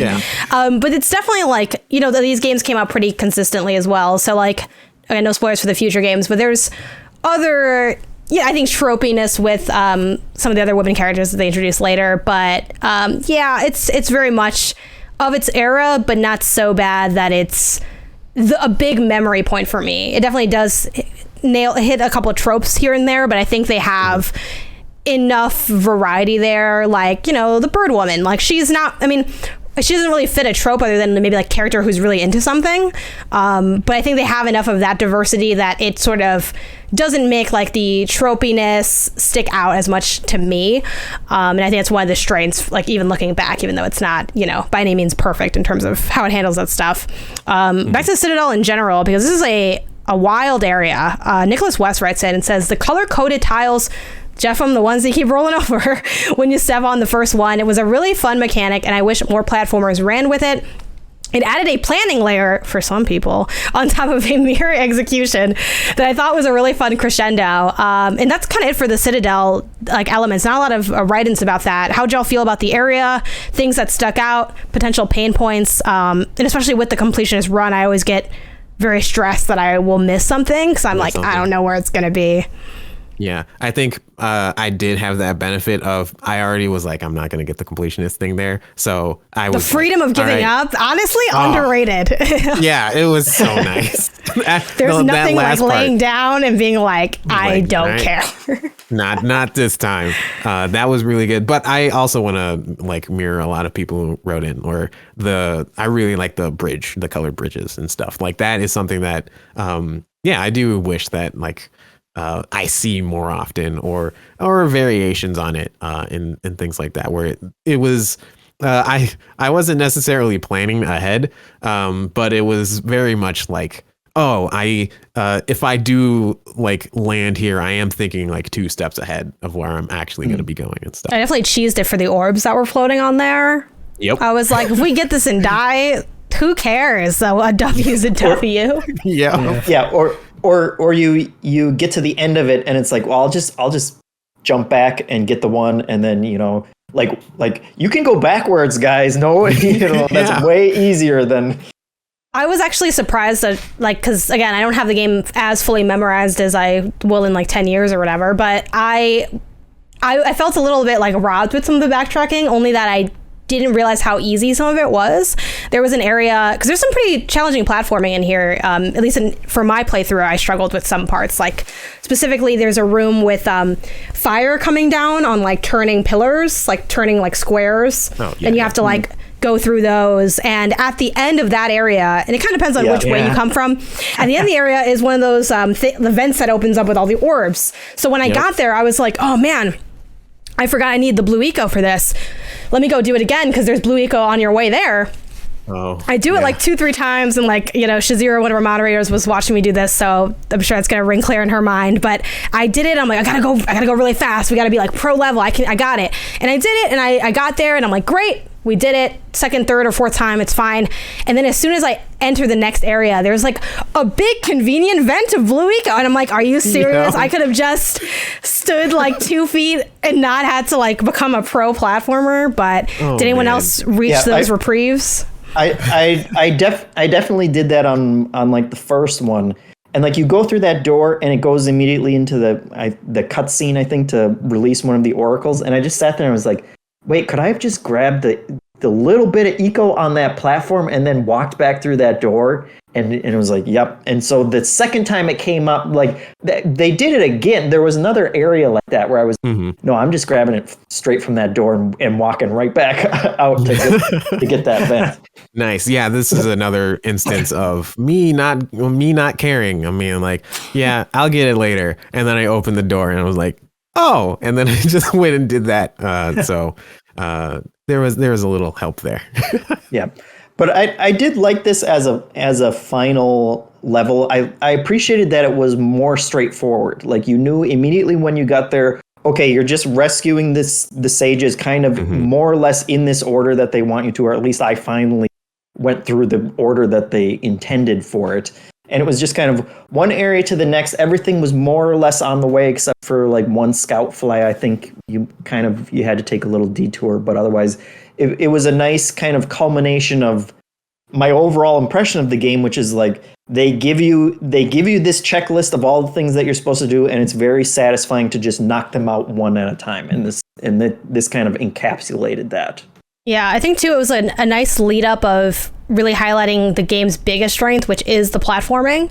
The enemy stuff's not bad, but it's not like the shining star. And I think one reason that Snowy Mountain creates so much trauma is because of the spawning enemies and how frustrating and not as fun that is the little platforming puzzles. So I thought this was like a really fun, almost like little like toolbox of showing off the different things they could do. It did have some of that Lost Precursor City energy to it.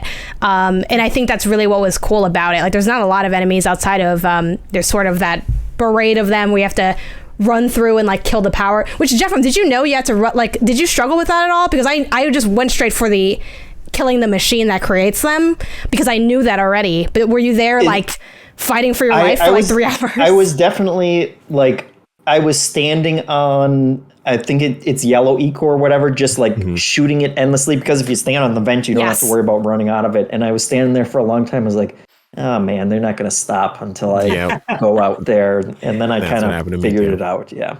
See, I go, but then I come back and I just pick them off like one by one. Like I only kill as many as I need to break the machine. But yeah, that comes with what, 20 years. Once you play it for 20 years, Jeff, you're really gonna, I mean, hey, you did completions for on your first go. I could never. Like that is difficult to do. I feel like, but one thing that really stuck out to me in the Citadel is like the kind of funky objects. Like those rotating platforms that have like the cutouts, they always remind me of like if y'all ever went to the grocery store and got those like cookie cakes. Like that's what they look like to me. I don't know if it's just me. Let me know in the comments if anyone thinks of that. And then the platforms leading up to the very end are weirdly like toilet shaped to me, and I always forget that you don't slide off the sides. Yeah, those things. Yeah, I'm like, can I jump on it? Like in that 20 years, still don't really remember. Can I jump on this? And then the last thing for me in this area was just nothing beats the especially if you're not like I wasn't constantly checking my like orbs or my power cells. I kind of was just trying to play thoroughly and look if I needed to. So when I was walking up and I'm like, y'all, this is it. Is it gonna give me the little thing? Am I gonna get the trophy? And having that just appear, I think, was just so satisfying and exciting and a perfect like lead into that final area. But two, I want to bring in Joshua, who writes in about the trophies specifically and the names. It wasn't mentioned in the first episode, but can we talk a little more about the delightful names of some of the trophies? I always crack a smile anytime they come up. A few of my favorites: Open Sesame, Eggs Over Hard, Purple Pain, the Led Zeppelin. People also wrote in shouting off the music references. It's Cold Out Here, and the Orberator. What about y'all? Did you get a kick out of the names at all? Yeah, the ones where you're unlocking all of the sages, those ones I definitely got a kick out of. It was like, hey, save me. Which ones? And it was just variations on that. Save me already or something like that. It was great. Yeah, those were definitely like some cute moments. We have some like big picture stuff. I guess we'll jump into a couple big picture things and then talk about the literal ending, like the story and the classic secret ending that everyone works so hard for. But let's dip a little bit into big picture stuff. People wrote in a lot about the kind of modern game comparison, open world, even some like Breath of the Wild nods. So I'm just going to run through a couple overall observations some people had. We had Josh Johnson. Great name. A big draw I have to this game, two games of this era, is how knowledgeable and completable they feel. Very few modern AAA games give you a realistic opportunity to know the ins and outs of every inch of the world you're exploring. I really enjoyed my run through this game on my Steam Deck, decomped. Had an amazing time with the deepest dive. Thanks. P.S. If you play it on decompiled, it's a magical experience. Captain Cowlpot similarly said, did you navigate from the end of the game to the beginning? I found it amazing how Naughty Dog was able to make such an expansive game with funnel-like exploration in the PS2 era. It gives it that open world feel. Crab Palace also added to this, saying, loved the game back in the day, but I didn't realize how ahead of its time it was till this playthrough. Has there ever been another platformer this open world, quote unquote, outside of the Jak series? Even Mario Odyssey had totally separate levels. In reviews of Odyssey, praised it for not kicking you have the levels for each moon and star, but Jak did that so many years earlier. Maybe Sonic Frontiers of all things will come close. That is some wishful thinking. Yeah. And someone replied though to this mentioning Bowser's Fury as like a smaller scale of that kind of Jak and Daxter construction. So I thought that one was a cool one. And the last kind of big picture modern world comparison comes from Connor, who says, so after claiming to quit because of the controls, the community came to the rescue with the trick to undo the invertedness. I think they're talking about that X-axis inversion, and I ended up beating and loving the game. Call me crazy, but does this feel like a precursor to Breath of the Wild? The non-linear structure, the variety of the worlds, the emphasis on natural environments, it's great. So just kind of wrapping these all up or summing them up, what kind of things did you appreciate on this compared to modern games, and what ways do you see modern games sort of replicate some of the design things, even though it might not be a complete one-to-one with this game specifically, because, you know, many games have came out before and after. It just ages really well. There's games I still play today that in the back of my head I think, oh, another loading screen here, another, getting ejected out of the level to go back in sort of thing here. And it's just a lot of, you run into a lot of that. And I still often wonder, how do these design choices come up? Is it technical? I mean, every developer's situation is different, I'm sure, but it's just, Jak aged really well in that regard. And that's why it's just so playable to me. That's why I keep doing it. I love this franchise, and the first one in particular, I've played the most of. It's like 2 and 3 aren't as replayable. I've played them also kind of an absurd amount of times, but it's the first one that is always like just a great like weekend game for me. Or in some cases, I'll just knock the whole thing out in one go. It's just it's so it holds up so well. Yeah, I would agree. I think that it holds up like surprisingly well, especially if you think about a 20-year-old game. PS2 games tend to be a little bit better in terms of their platformers and stuff. They age okay in comparison to like other like first-person shooters or third-person shooters and things like that. But like, yeah, it is surprising how well it ages, at least to me. And how modern it feels because of the seamless world. And like I mentioned, like the open world is probably the thing that I think about where I'm like, oh wow, there's like, it all feels all interconnected. It all feels, it feels so smooth to get around to the various levels and various sections of the thing, other than maybe inside of the volcanic thing where you have to hop on the carts. But But yeah, it really feels like I'm not interrupted in my thought process of like, okay, I'm going to this world. What do I have to do? I'm not seeing like a huge loading screen that has a picturesque like still of the place, and then there's some blurb about did you know if you did this, and you're like, yeah, you didn't have any of that stuff, and that feels very modern because you really didn't see that a lot, especially around this time. Like the only other games around then would have been GTA. Would be something like that. AKA Jak 2, you know? Just... yeah. But yeah, I think that's probably like the one thing that I've noticed the most. Yeah, and even a lot of modern games that try and do the, seamless no loads, like Jak is even more subtle than those. Because we're also familiar with the like, okay, I'm gonna shimmy through an area here real slow now to get to the other side of it. You know that it's during that, and this just feels more organic than that.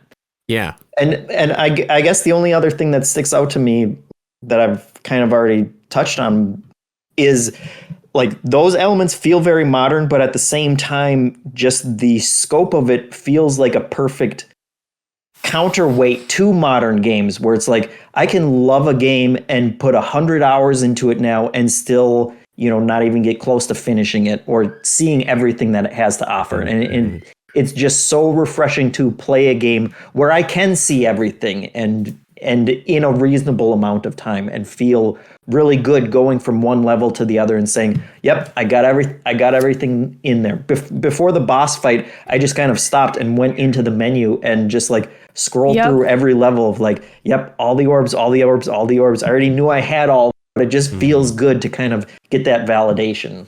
Yeah, I feel similarly. And to echo something you mentioned, Ryan, about replaying this game a lot, because I think I've probably played it the second most, because it's hard to match how many times you've played it, Ryan, but I'm getting close. I'm working on it. There's still time. But that's one reason I like playing this game too, is the scope of it, and also just the great combination of nostalgia without the negative weight that nostalgia often comes with, where so many times you might try to revisit a game that you loved and realize that maybe it's better left as a memory. But I personally don't feel that way about Jak and Daxter. I love it as a memory. I love it as a moment in the modern era. And as far as like its impact, I feel like I still see elements of it creep up, and sometimes it's maybe like only a connection I would make because I'm like a crazy big Jak and Daxter fan, but other times it's really overt. I mean, even just thinking this generation, when they were talking about at, I think the GDC talk for showing off the PlayStation 5 architecture, they pulled up a map of Jak 2 and talked about the idea of constructing worlds and what technology can allow for in terms of how they previously designed around limitations and how these new technologies can open things up. And I was like, that's so cool, especially as something that I think a lot of people look at Jak and Daxter and they're kind of bummed that it's over and it's ended and kind of forgotten, but I don't feel like it's forgotten at all. I feel like it's alive in, our conversation here, and things like it getting brought up there on stuff like PlayStation's new service, having it up there next to Ghost of Tsushima, next to other stuff. And when I see its DNA in other games, it just kind of, I don't know, it feels like I'm home a little bit. Like that's why I like, Stray so much, which we talked about on the main podcast, our feelings on Stray. So check that out if you haven't already. But I think Stray does a bit of that, where it's like these little areas, you can get to know them really well. It doesn't have a map, so there is kind of like some pain there, but the pain's worth it for the design stuff that you get out of not having that. And even like, again, like the splash screens for Stray is in like a different language, because it's sort of like the robot or futuristic language. And it reminds me so much of like the precursor script, which is like written on the orbs that you collect and kind of seen in different technologies throughout the game. So I feel like just that layer of like mystery and otherness mixed with stuff that it just hits really well, and I freaking love this game. But let's talk a bit about the ending, and then we'll dip into some final random thoughts here and there that didn't quite fit anywhere else, and hit over our favorite detail to kind of close things out. But for the story, Jeff writes in and says, I kind of couch this as the story. Wait, what happened? They said, this comes from Jeff said, "Hi, MinnMaxers. I loved playing through this game to the end, and I'm pretty good at following the story, but this one just seemed to go a little over my head. So bad guys affected by dark eco, we got to stop them using a precursor machine that they're going to take over the world with. Oh, and the sages have these magical eco powers. I don't know. What I did enjoy most was the gameplay, despite the frustrating controls, is a solid platformer from start to finish. So what was your general read on the ending? And did you feel like you were bought into kind of the story? Was it sort of sprung on you, like the robot and everything? What would y'all read on that kind of narrative ending?" It takes a backseat, I think, for most people. Yeah. When they're going through it. It's like okay, we are introduced to story right away, and then we completely forget about said story until we get maybe 2/3 of the way through, and then like, oh hey, there's story going on right now, and then you are like, okay, I guess I'm dealing with this story now and whatnot. But like, it still isn't super prevalent in whatever you are currently doing. So by the time you get to the final like area where they're trapped and they're doing these things, it is something that is like, oh yeah, I guess we're doing this. All right, let's go. It's a little convenient. My father's gone missing. He's been fine the whole game. He's traveled like 3 different areas, and suddenly he like fell into some trap and now is kidnapped. Like, you know, I mean, the lava tube is long, but it's not that long. I don't know if he would have gone missing in that amount of time. But yeah, I think as far as the story, like obviously again, Jeff, writing in, I've seen it so many times that it hits with me fine. It's a little abrupt, but I think it's generally clear enough. Like even you writing in saying like, I don't know what happened. You pretty much described what happened. It's the classic end of the world thing. I do want to give a nod though to the alternate ending that they originally wrote, or at least at one point wrote for the game. So I'll skip over some elements because they go through like all the plot points of like, oh, you're in the village and you have your rodent friend. Some names are slightly changed. Like Sage Finn was Gull's original name. So it says, ultimately you expose a plot by the corrupted Sage Finn, aka Gull, and his evil sister. They have kidnapped the other 4 master sages, including your mentor, forced them to modify a precursor robot in order to unearth and release vast underground stores of dark eco, which would corrupt the world forever. Quick sidebar, I think it is interesting that there seems to be lore stuff that is not told to the player, but kind of implied, but also doesn't matter. Like the fact that their energies were being drained toward that central piece. Intent on stopping their plan, you battle your way to Finn's lab, Gull. Just as the evil robot is being launched, in the process, you are trapped, and all appears to be lost until your mentor's daughter, Kira, crashes through the lab ceiling using the precursor robot that you had discovered earlier, but in doing so, drained its last power. Now a master of the light eco sciences, Kira quickly realizes that she can extract more of this precious energy from your very body, which it infused into you during the accident in the ruins. Once the light eco is extracted from your body, and with the permission of your friend, she powers the robot, and then, tired by the extraction process, directs you to chase after Finn. Your friend joins you in the final chase, though with the use of the last light eco to fuel the robot, and in defeating Finn, you remove any chance of Daxter returning to his normal body. In a dramatic robot versus robot battle, you and your friend defeat Finn, aka Gull, and his sister, and stop the release of the dark eco, saving the world. Do you guys think that would have been a better ending to the game? The Kira coming in, the robot v robot battle? I feel like it probably would have... It would have thematically fit a little bit better, where it was like, oh, there's a robot and you're having to deal with this robot. But then like, I feel like it was more sudden in this in the current version, what happens to be, where it was like, okay, now we have to deal with the fact that there's this robot thing that is going to be powered, and now we have to fight this robot thing. But like, yeah, having a robot v robot kind of thing would have been more thematically interesting, largely because you meet all those other the talking head statues and stuff. Like you meet all of these other like structures and beings and things like that. Yeah, oracles and things where you're like, oh yeah, then we can wrap all that together so that now you're having it's the oracles versus the dark eco kind of thing. And I think that would be a more interesting thematic ending. I don't know whether or not the gameplay would have been more interesting. Who knows? But I think, thematically it probably would have made more sense and tied into things that you did. Yeah, it would have been a lot more larger than life and almost out of place if they went with that. Because it does that's a lot more. If that scene and that gameplay experience played out the way that they originally intended, kind of would have been almost out of place, because the big problem with the story is that it does feel like a backseat thing, and there's not enough. I find that there's not enough cues in the game to remind you of what you're doing, right? Mm-hmm. Like the very entry point in the game was to fix Daxter. I feel like once you start going through it, there's not enough cues of even just like little things walking around. Maybe Daxter makes an offhanded comment about, once we get me, but there's not enough of that happening to keep you motivated, or not even so much motivated, but it just takes that back seat that you're not constantly reminded. And there's also not enough cutscenes to really keep you engaged into that story, right? You only have a pretty big cutscene in between these hub worlds, and after that, you're spending far more time chasing orbs and power cells. So having that kind of ending play out in a way would have been maybe overwhelming. That might not be the best word to use, but it would have felt a bit out of character to have this huge, larger than life.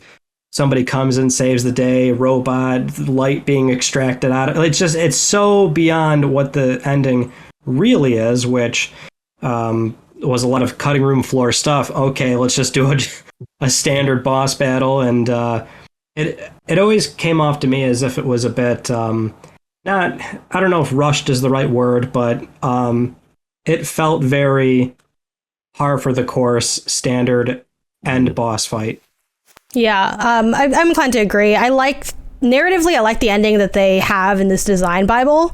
And I think it's cool, like kind of bring Kira back in to like help out again and the drama of it. But I do think combat wise, a robot fighting another robot would have felt like the classic video game trope of, we never did this. This was never what the game was about. And now I'm just here in a mech. And it's like, grandiose over game design, I guess, like would be kind of where I think that ending kind of lands.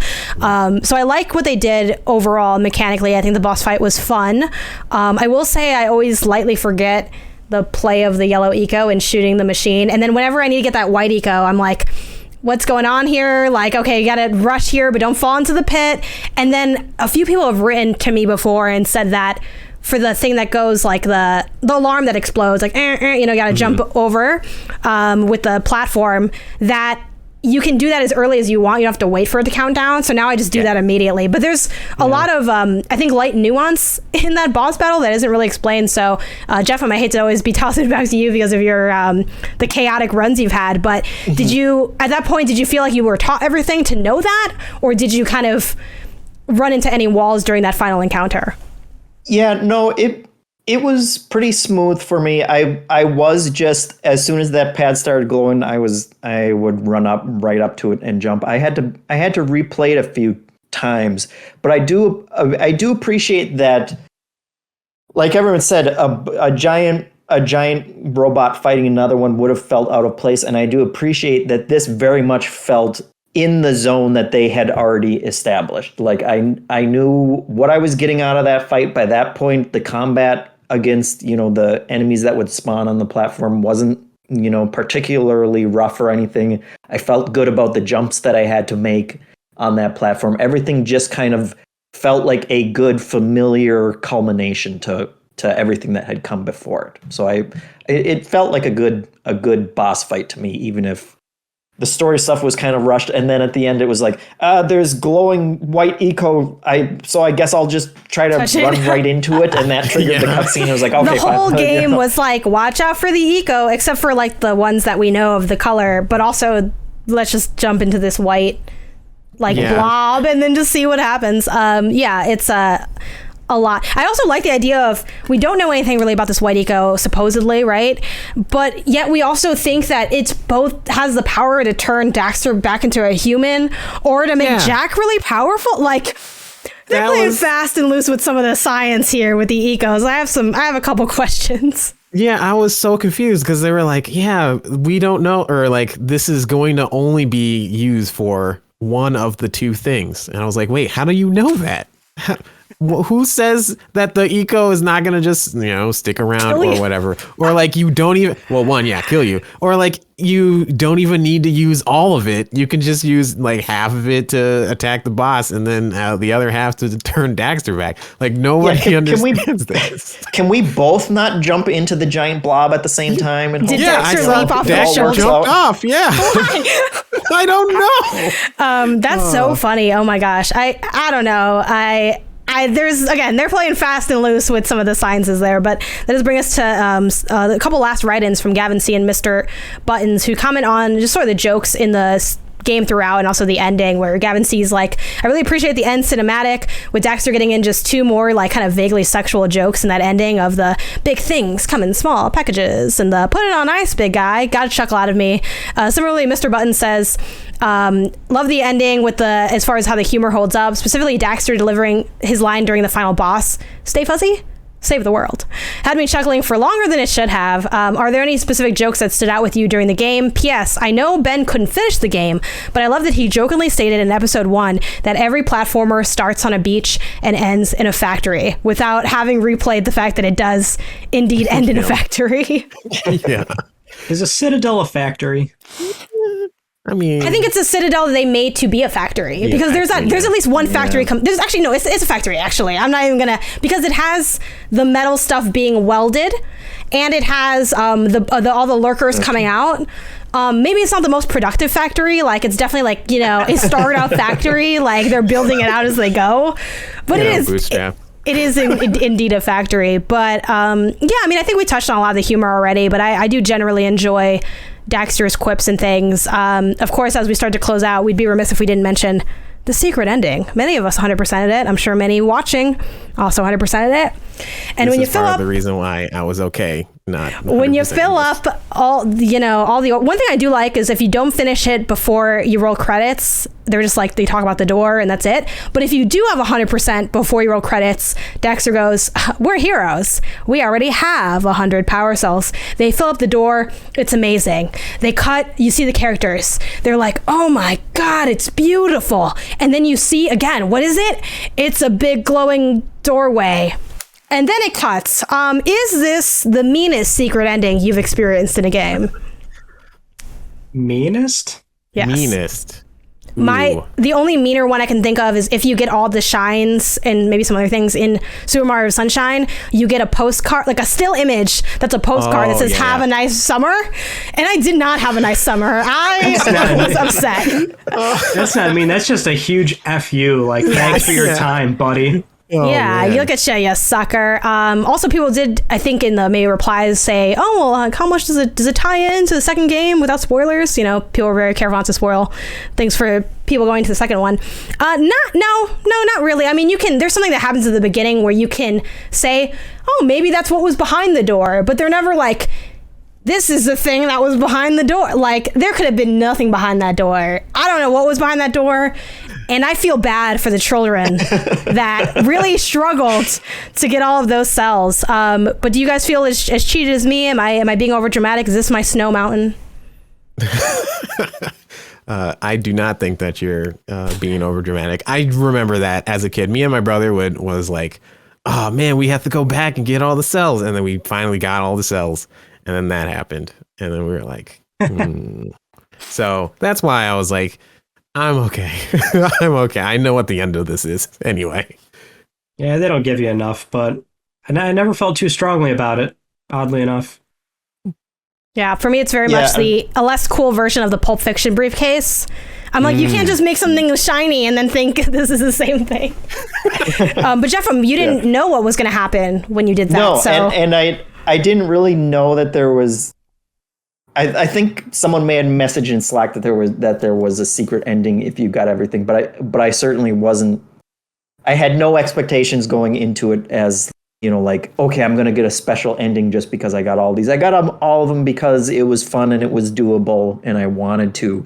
I could definitely see like, okay, that's a very brief, that's like a Marvel-esque, very brief teaser for something that's coming in the future, and that's.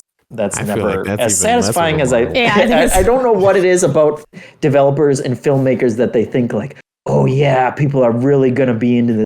No, like I do like that they gave you something to do with, like they kind of constructed a narrative incentive to do all the stuff, but definitely if you want to do, I think it's a great game to 100%. I have a blast doing it every time, but you got it's don't do it for the secret ending. You got to do it for the door. Yeah. The door. If you think the door is gonna come through and answer all your questions, no, it's a slap in the face. And it's really, but I will say the true Jak and Daxter experience is not knowing what's going to happen there and then being hurt by the thing that you loved this whole time. To close the show, I want to highlight favorite moments and details. We'll do the final two from the community and then kind of quickly shout out any final things we want to say before we wrap it up here. Bread writes in, great name, and says, from the first time I played this game as a kid to the playthrough today, my favorite thing to do remains the same.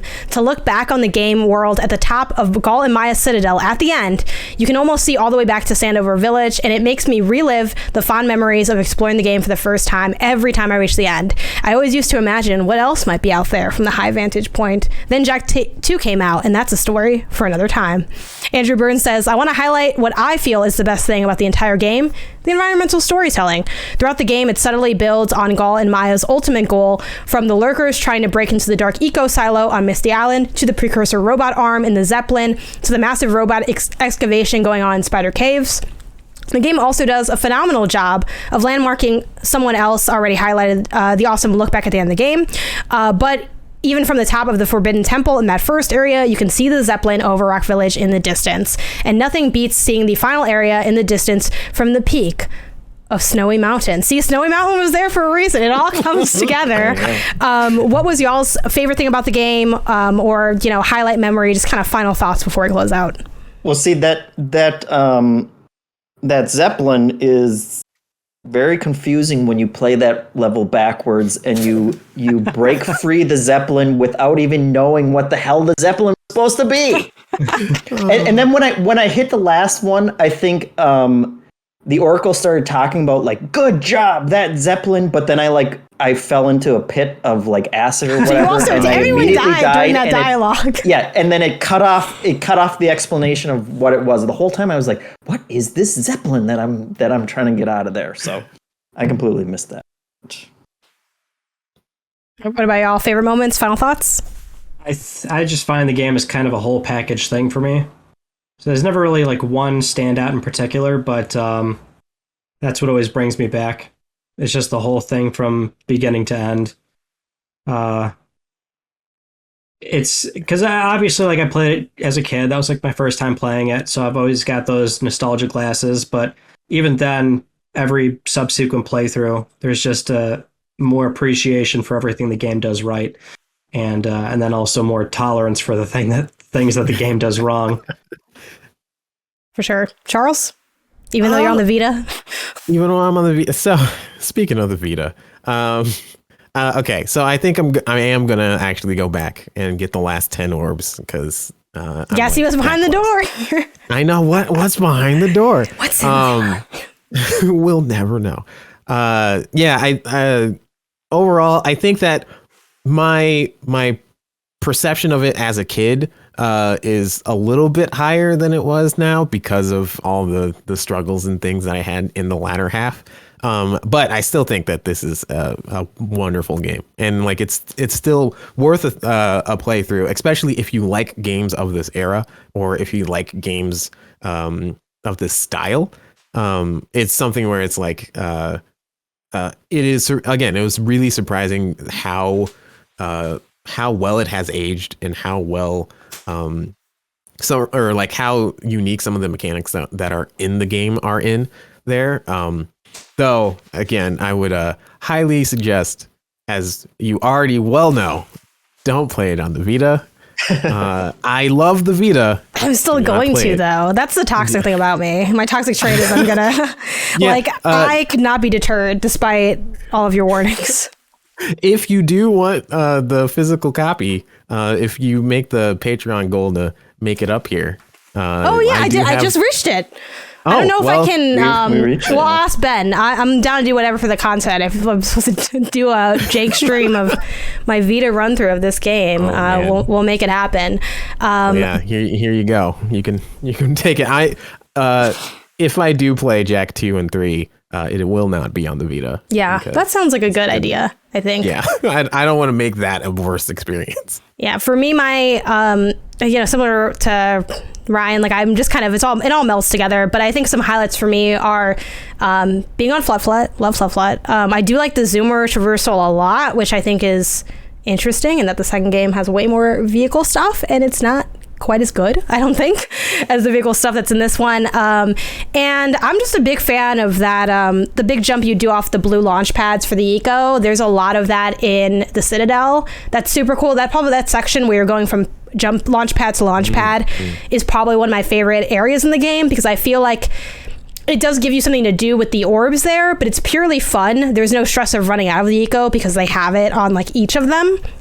And I think I really like moments like that almost have like a cinematic element, and in a weird way I think that is a little bit of a foreshadow to some of the design things that Naughty Dog goes on to do, where they are heavily a cinematic studio at this point, but they have a couple of those little nods in this one that are really good. I loved playing through this. Thank you for watching if you guys watched it when I streamed it on MinnMax's channel, because that was a long day. I like went front to back on that second area, but yeah, almost nothing but good things to say about this game. Some pain points, but loved my time with it. And if you loved listening, again, be sure to support us over on Patreon. It's patreon.com/MinnMax. That's MinnMax with 2 N's.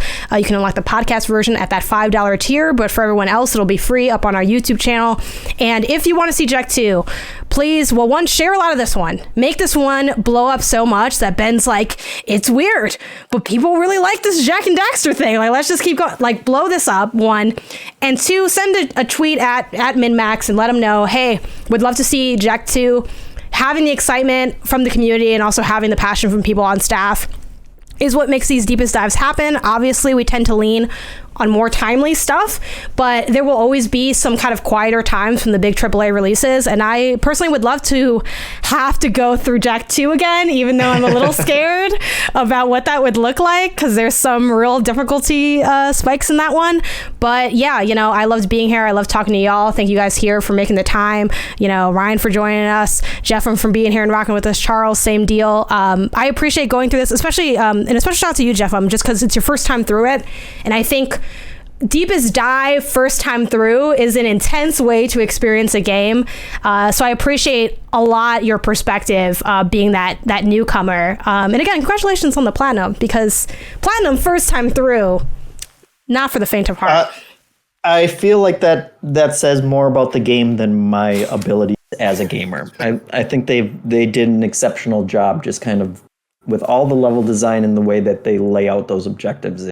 It did not feel like a super huge chore for me to do. And I have honestly like played so many games for the first time that I never would have because of Deepest Dive, that it is daunting, but it is always really fun to play a game for the first time with people who already really love it, getting to hear it from the other side, the other perspective of it. So always a fun time.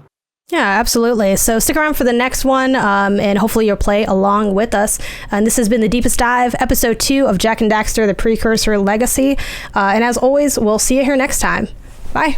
Videos like this are possible because MinnMax is a completely independent outlet for games supported solely by the community. The only reason we don't have to create condescending clickbait is because folks like you click on the subscribe button or check out the benefits over on patreon.com/MinnMax with 2 N's. We think that we're the most efficient gaming outlet out there, so please take a look at what we've done and imagine what more we can do with your support.